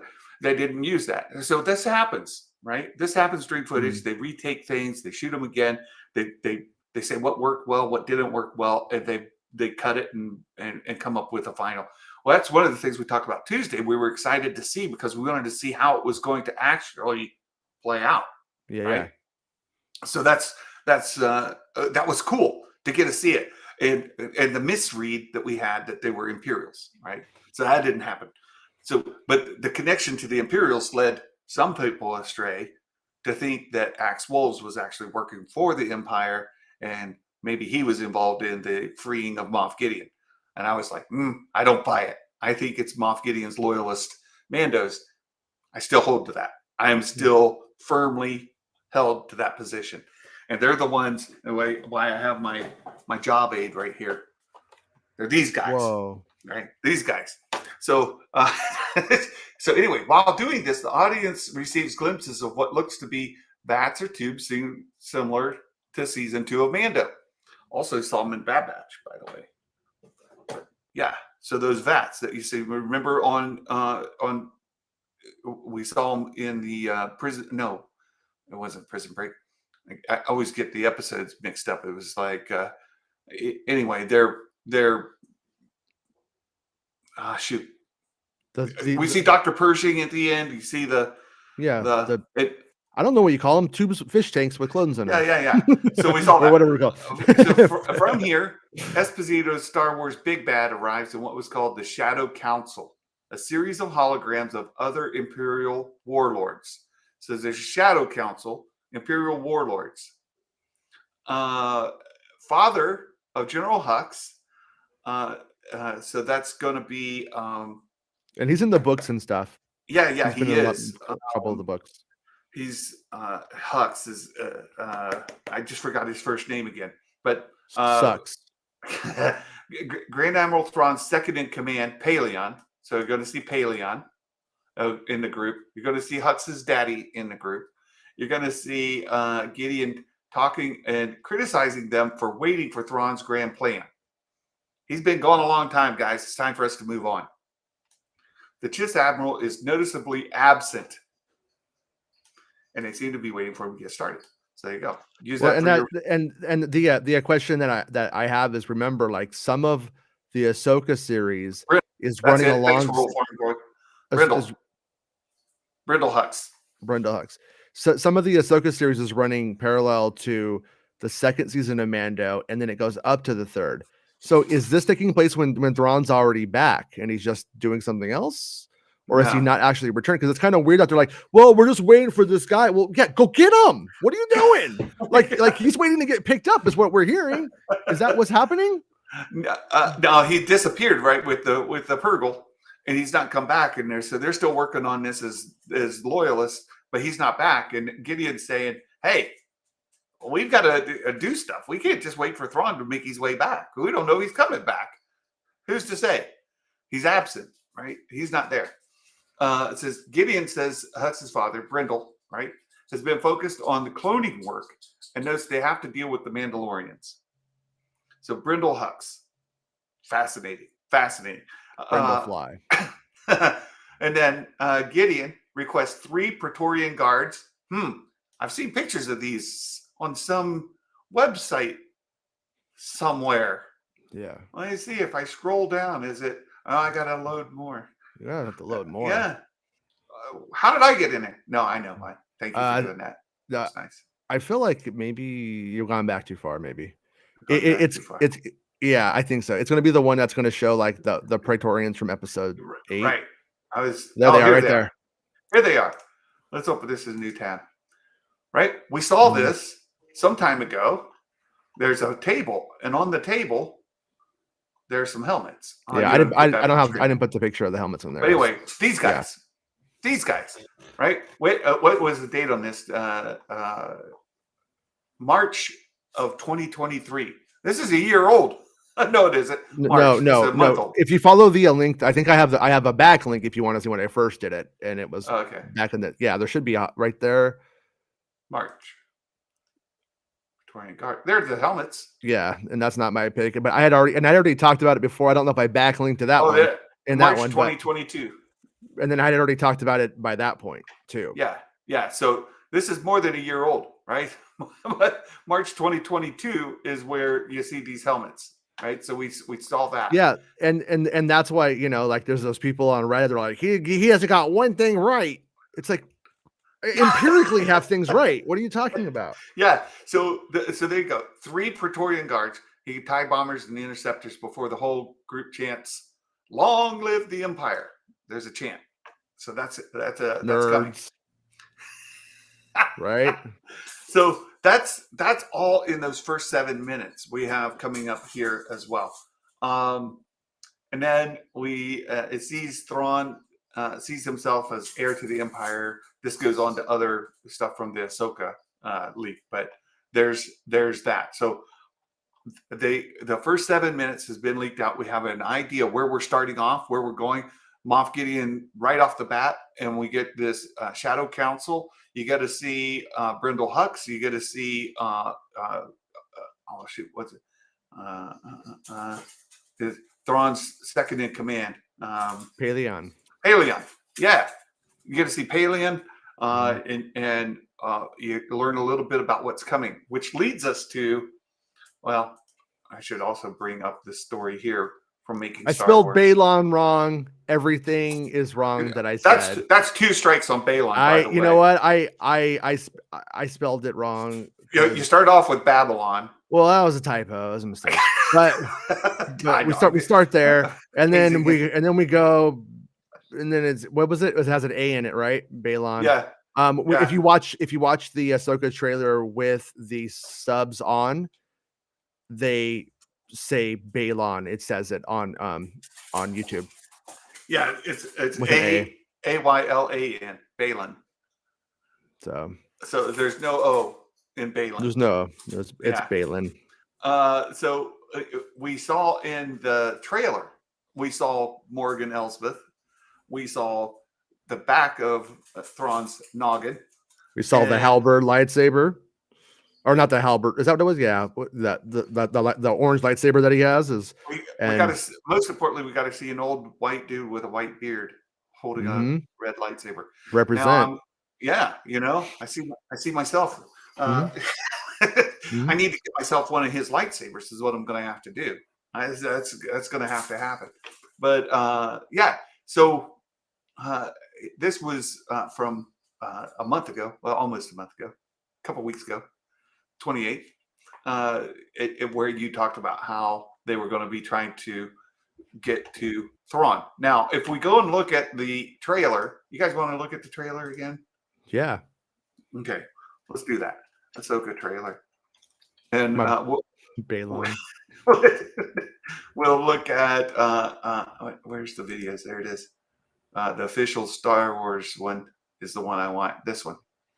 Okay, we'll open this one, and then I got it muted. There's a lot to talk about in this thing. First of all, we saw this. I've been there. I've been there. There were pictures where we saw this. We saw these. We saw these columns, just the bottom parts of them, right? We know the rest of it is blue screened up, and then we saw some feet. And if let me slow this down so we can talk about it as it goes. We'll do playback speed really slow. There we go. So they look very Egyptian. It reminds me of Egyptian columns, doesn't it? With maybe it's just the sand blowing. That was like higher. Yeah, it's like hieroglyphics around it and stuff. Yeah, that's what it reminds me a lot of. And then we see her showing up there, and as she walks into this scene, we can see some feet back there. See them? There's feet. I see there feet. They are. There's feet right there. There's more. There's feet. More. Filoni loves them feet. Yes, Jason had pictures of those. We saw them before, and it was a big old foot. Yeah, wherever this is a former temple, she can't find the door to get in, so she just cuts a hole, and so she cuts a hole in the floor. This the thickness of that block she falls on is so corny. Look at it. That's ridiculous. The other thing, we saw that picture in some early pictures that were released on Star Wars, right? Yeah. So that part we've seen before. Yeah. We've seen some of this in the official pictures from StarWars.com. Yeah.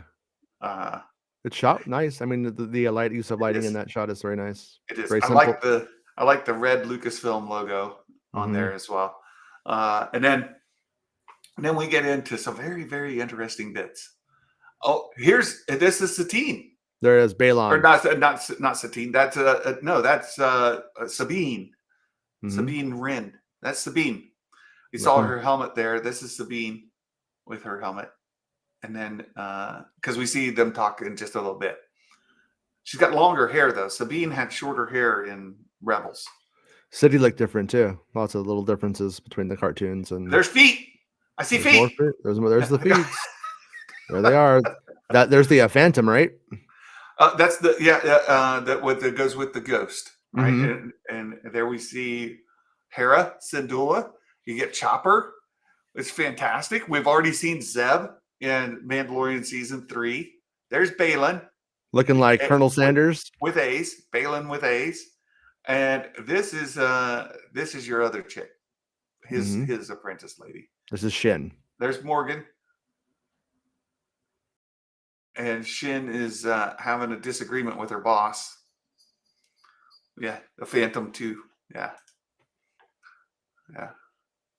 Phantom Dos. Yeah. So this is the shot from Rebels. You can see the shot from Rebels. She's got long hair now. That's changed. The city looks different.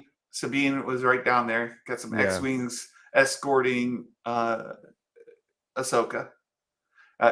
Greg, they're hiding Jason from us. That's true. So here's the sign. See, there we know. This is how we know it's Sabine, right? Pause it really quickly if you can. If that's not hard. No. I just wanted to say, Jediah says she cuts it. Yaddy. There's a photo released of her with short hair, and I think that's going to be the difference between part 1 and part 2. Gotcha. I've talked about how there's a time jump between the first 4 and the second 4. I think that's going to be the difference. Is she has this long hair in the first 4, and then she cuts it when she's going back to battle. This is like her. I'm living in society, but when she's going back to become a soldier again, so to speak, or go on this mission, I think that's when she cuts it. But I don't. That's speculation on my part. Yeah. Probably cuts it to where it's.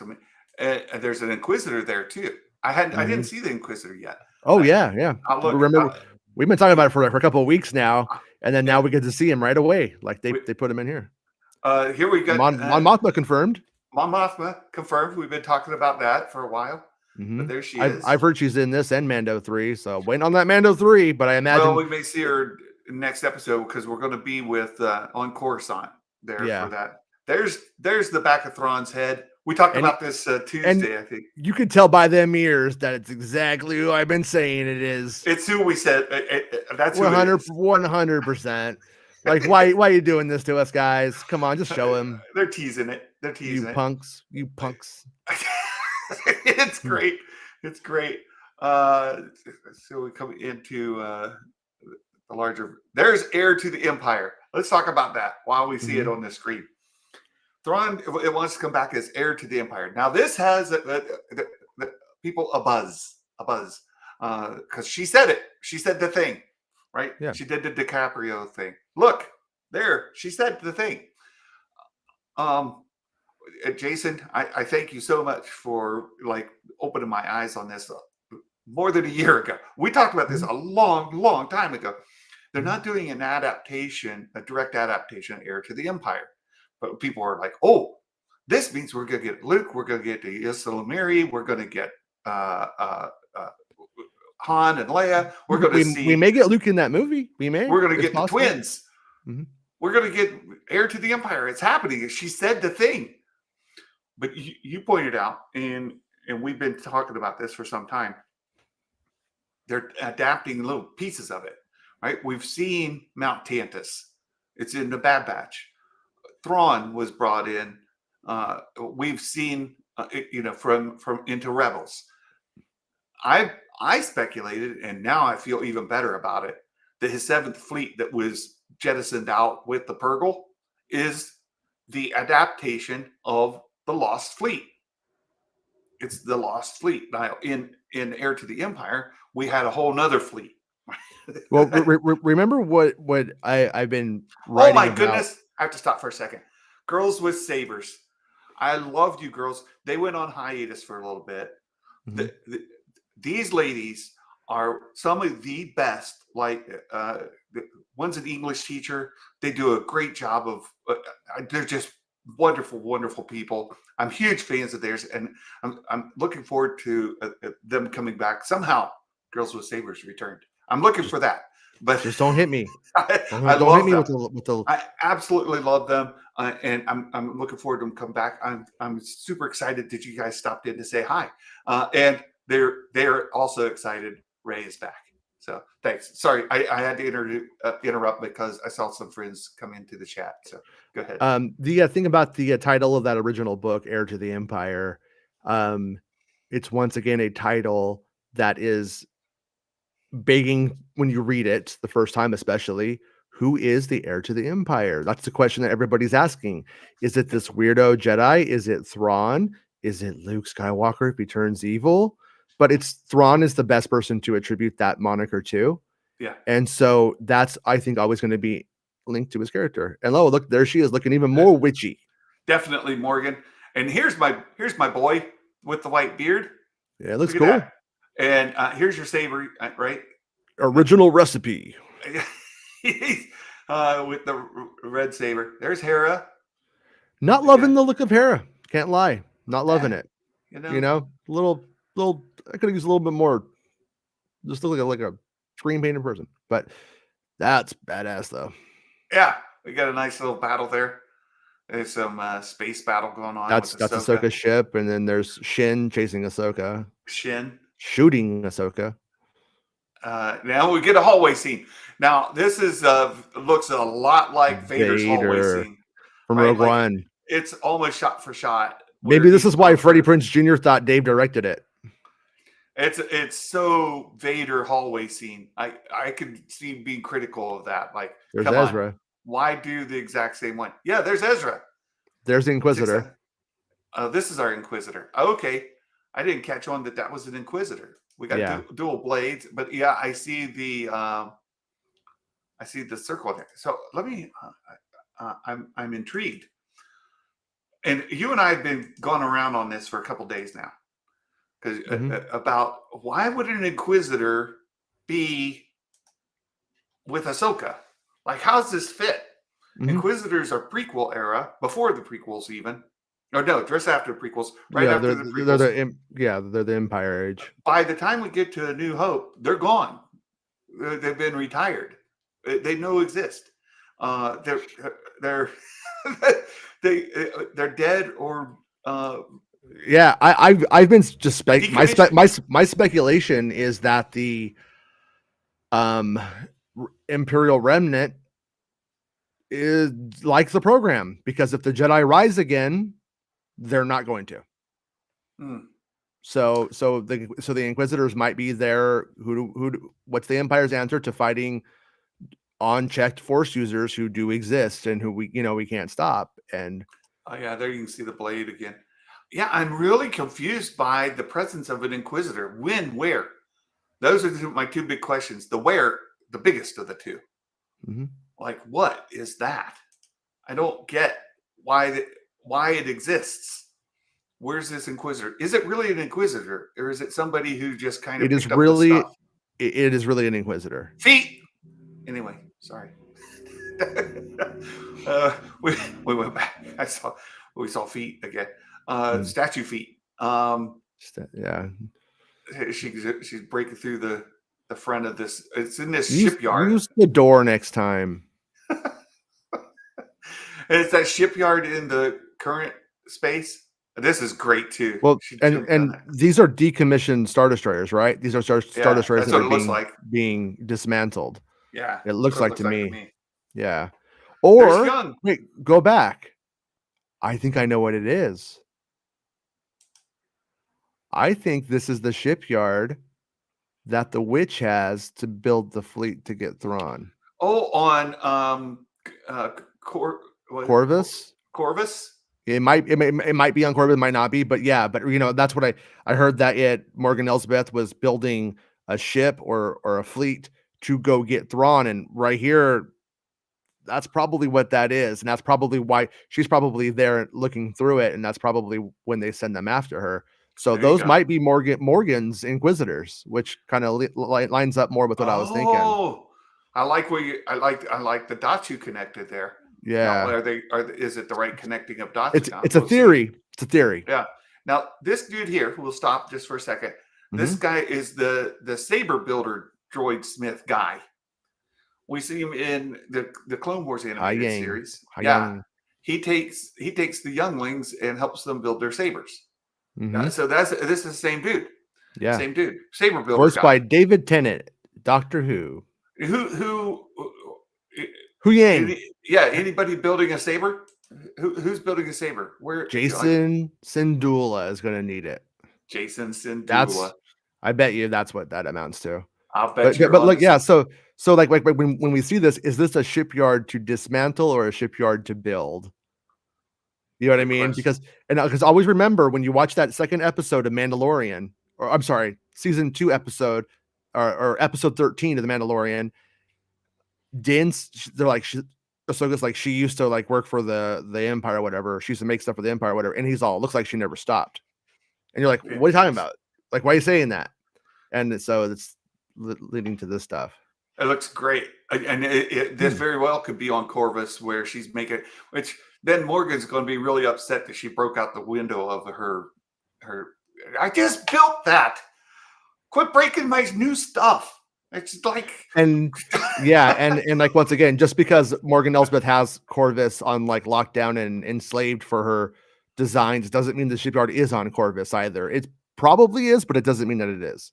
Okay, excellent. There's the logo going by. Fancy. That's basically that. Look, where was that lightsaber that had the prongs coming up? No, it just has it's just the halberd lightsaber. It doesn't have prongs. Oh, okay. We were trying to we were speculating, what is that? What does it look like? Is it like the V? Is it doing any of that kind of stuff?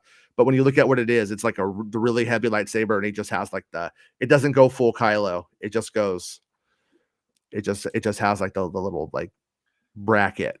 Okay. I got you.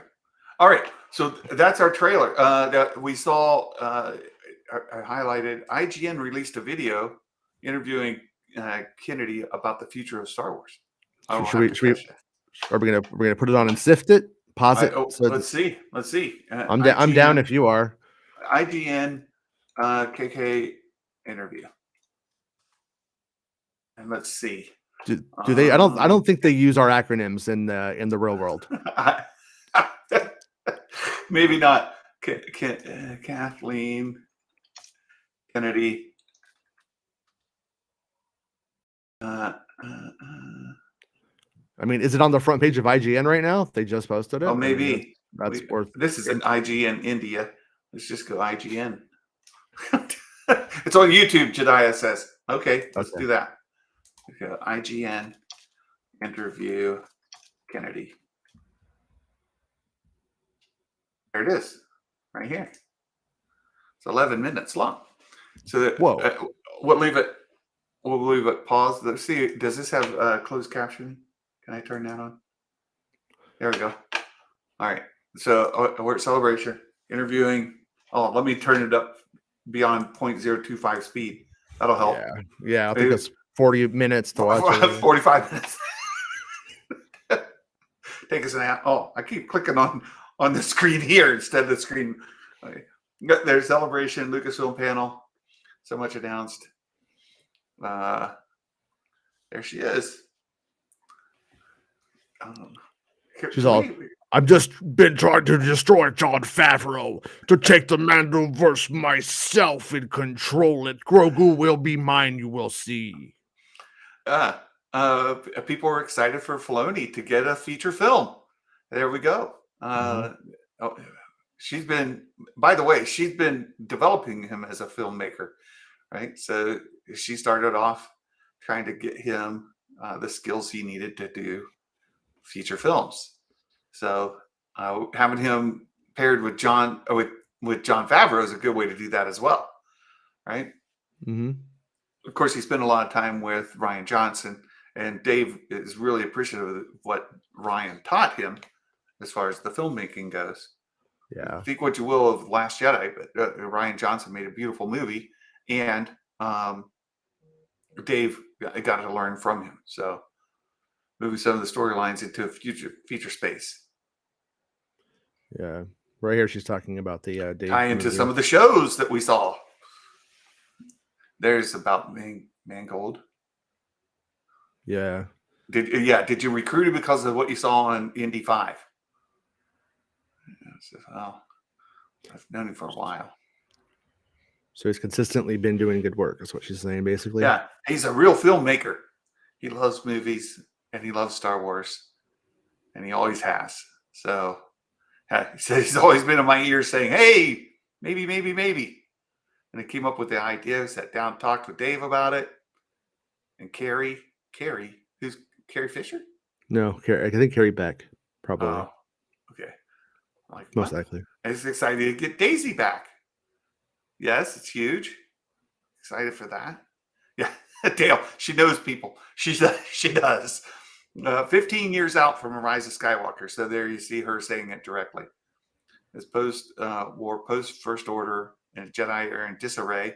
A lot of discussion about who the Jedi are and what are they doing in the state of the galaxy. And she's attempting to rebuild the Jedi Order based on the books, based on what she promised. Oh, the Jedi books. The old Jedi text, yeah. Yeah, the ones that are not really page turners. Mm-hmm. So it's trying to get back to the very beginning, right? Yeah. Spent a lot of time in flashbacks or Force Ghosts or things. She's not saying that they're going to do that, right? Right. Spirit of what it means to her, to Rey. 15 years after Rise or so, and the other two films, are they standalone movies? Yeah. Standalone now. It's a storytelling. Okay. She's just going to be saying, look, we're not making a trilogy. They're a standalone movie, but they still plug into the overall story. It's not a standalone movie that doesn't tie into the universe, right? Yeah, she said it started as a standalone movie. Yeah. That's cool. Yeah. Beginning Disney Plus, beginning a new era.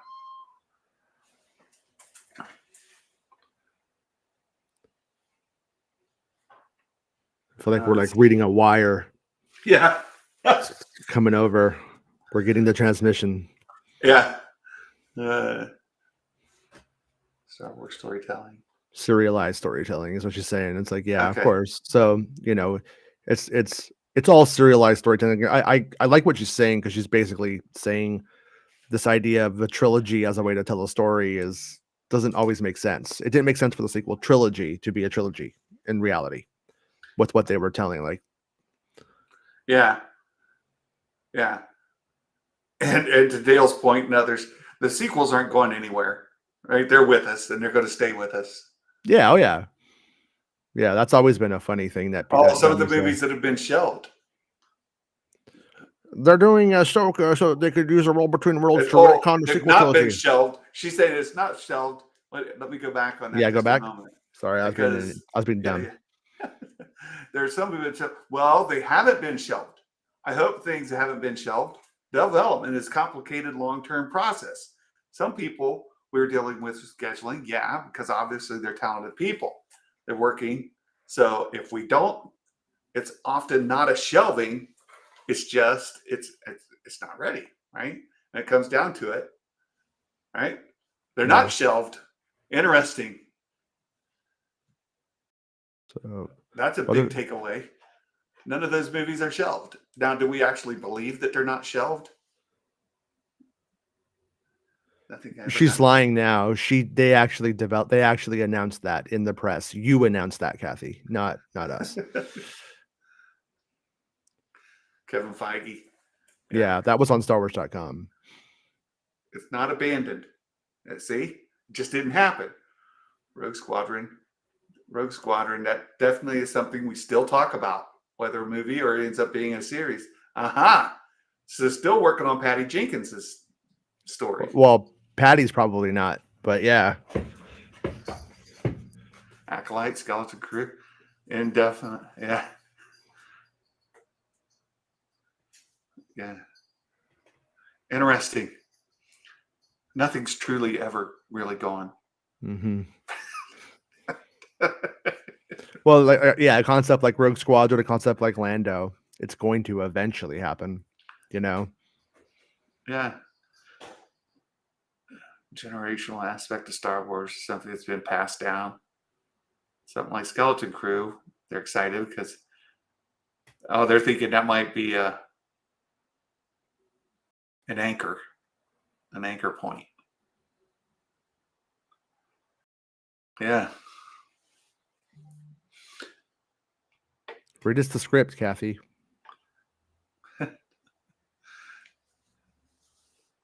Yeah. Everybody has a different entry point. That's true. If people do have a different entry point to Star Wars, and that's been an argument for a long time. Like, what kind of Star Wars fan are you, or what kind? Did you read the books? Did you play the games? Did you read, or watch these movies? Did you watch these shows? How devoted of a fan are you, and where did you come in? Yeah. We knew we had lots kind of continuity is able to exist. She's talking great about John. She's probably doing that to make up because they're really because of the war. Yeah. So there's a war. They've been fighting. So she's just saying nice things, trying to make up. It's called a fake out. You act real nice and then you stab him in the back. Acolyte's been more mysterious. Yeah. Leslie and her storytelling. Yeah, it's going to be good. Yeah. Yeah. They do seem really pumped about Acolyte though. I think it's going to be good, and that they did a lot of it on set or on location. It was good. Mm-hmm. Yeah, they're filming in Desmond's backyard. I wouldn't do it without Dave. Dave created so much of Clone Wars and Rebels. Now people are going to get excited about these comments here, right? That should be a movie. They should make a movie of it, right? Like what do they call them? A documentary movie. Ken Burns, Mickey Mouse. Didn't know it would be the last day. Ken Burns. That's great. Dave's doing the future does Sketchcraft do a Ken Burns narration? Impression. I think you can do it. Yeah, because Rob, I need you to work on your Ken Burns impression. Yeah. He does some great impressions. My favorite's me. I like when he impersonates me. That's my favorite. He does great. Dave and He always says the most horrible things, like I know you want attacking the Capitol, all kinds of weird stuff. I know. Yeah. Story is there you go. Jim's a writer director, much like Dave, so you can move that along at a pretty fast pace. When speaking of writers, what happens with writer directors when they're like, could Dave and can they write if they're a writer director? Is Dave allowed to write during a writer's strike? No. If you're a writer, no, it doesn't matter if you're a director too. You can't write. No one can write. If you're in the Writers Guild, you can't write. But do they have to be in the Writers Guild as a part of how all these unions work? Is that part of it? To work in the state and stuff like that, I believe you have to. Okay. But there's a lot of intricacies I don't understand, so I don't want to overspeak on that. Like you could get somebody who's not in the union to write.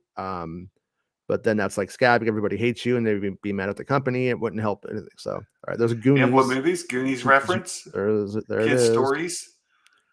It's very much influencing Skeleton Crew, the spy thriller with Tony Gilroy, Andor.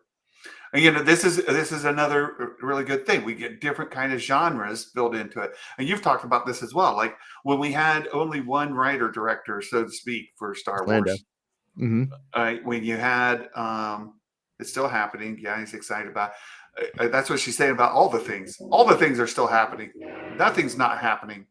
Everything is happening. All the things, if it's a thing, it's happening. That's what she said. Lucas could write it. Right? Could. Yeah, because he wasn't a part of it, right? Hello, my lady. I am Lando.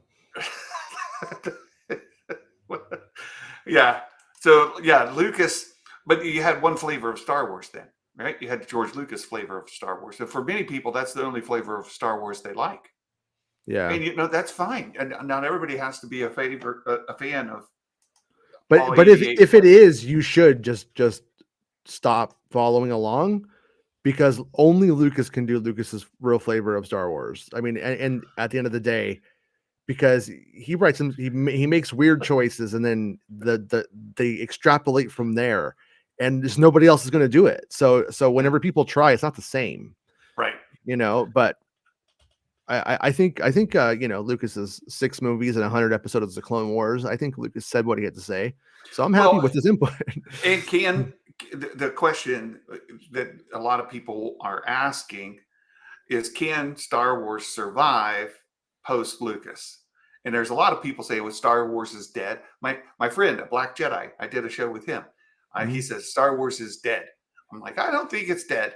It feels anything but dead. But let me say this. Yeah.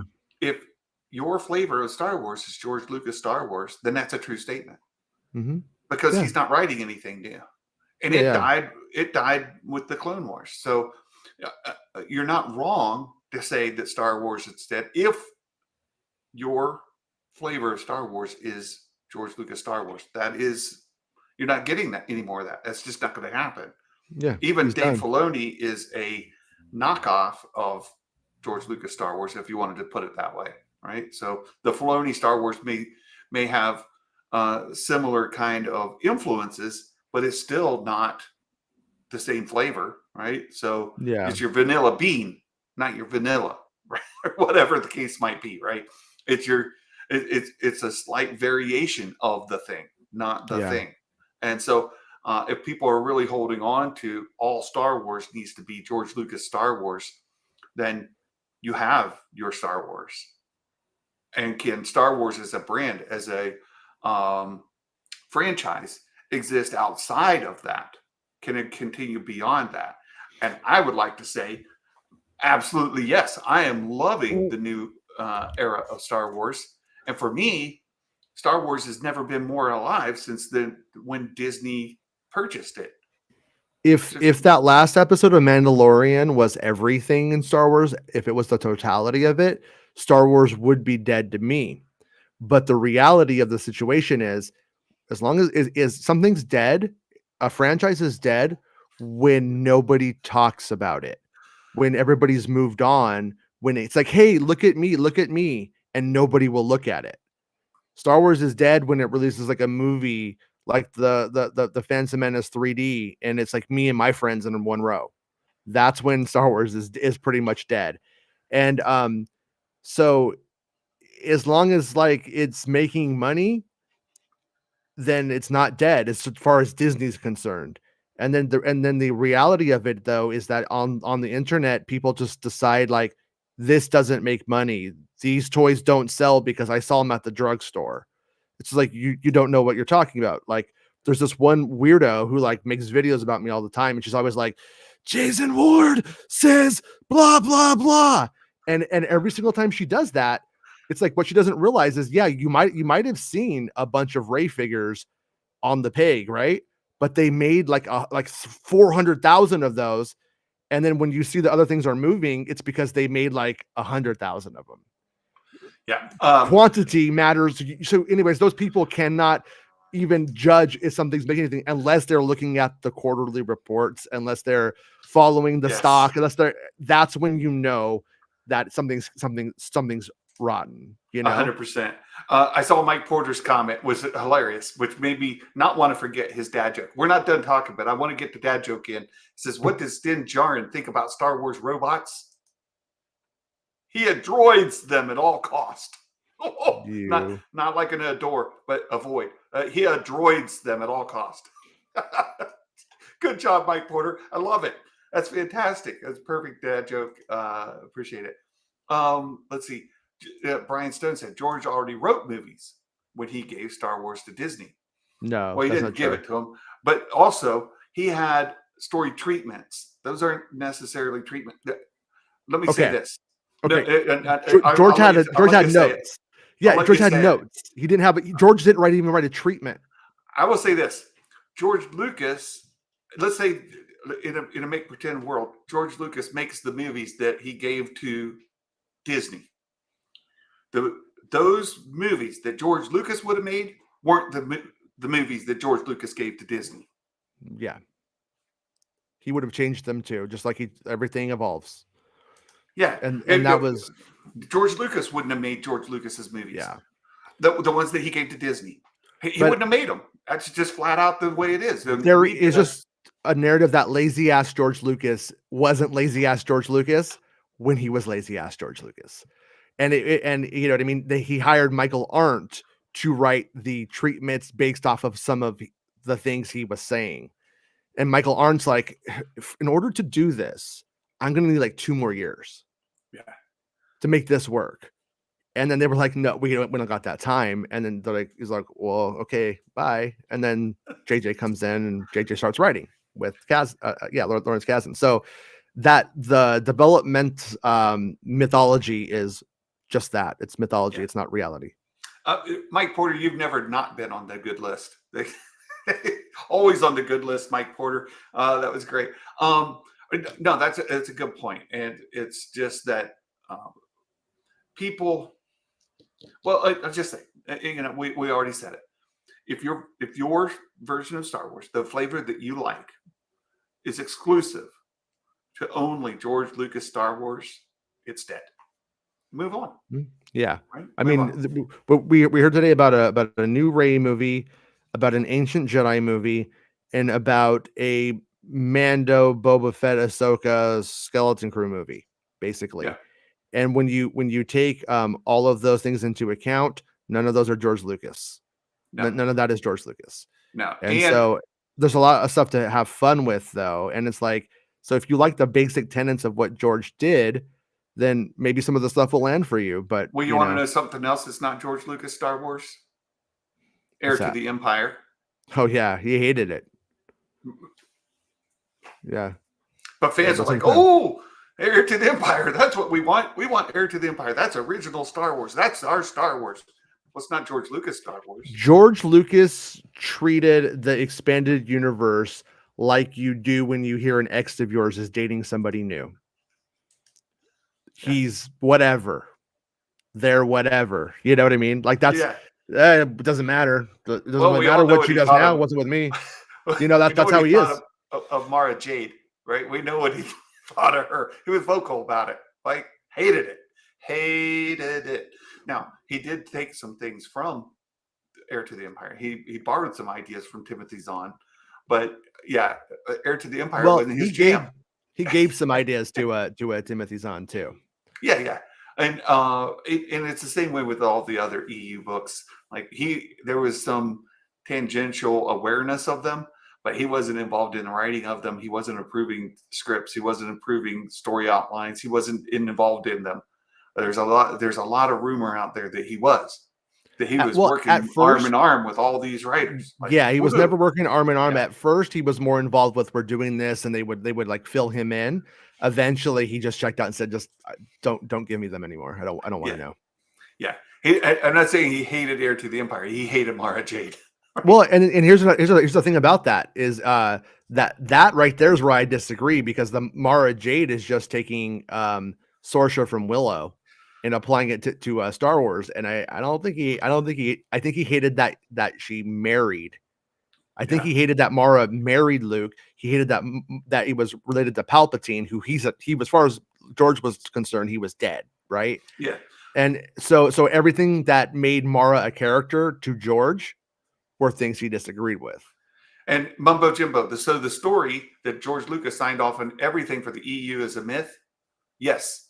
Eventually, Um, at first, when they very first kick it off, he's a little bit. They're telling him what they're doing. He's like, and saying, and he would, but most of that was because he wanted to say, you can't mention the Clone Wars. You can't have Obi-Wan Kenobi in it. Obi-Wan can't do this. Yoda can't fight. Stuff that he was going to do in his prequel films. And then once they hit a point where the boundaries were very set, then he didn't care anymore. And then he just was completely out. There's lots of quotes you can go read of his where he's like, that's a different Star Wars. I don't know what they're doing over there. I'm not involved. He says that like point blank, very plainly. And to your point, that was a little bit later. But he was like, I don't know what they're doing over there. It's not my Star Wars. I see it as some other universe that they do, and they do what they do. That's basically it. He's very plain about it. George didn't really take stuff from the printed text. George took things from the visuals that he would see. Like, he went through and he looked at the Tales of the Jedi books and was like, oh, the double-bladed lightsaber, I like that.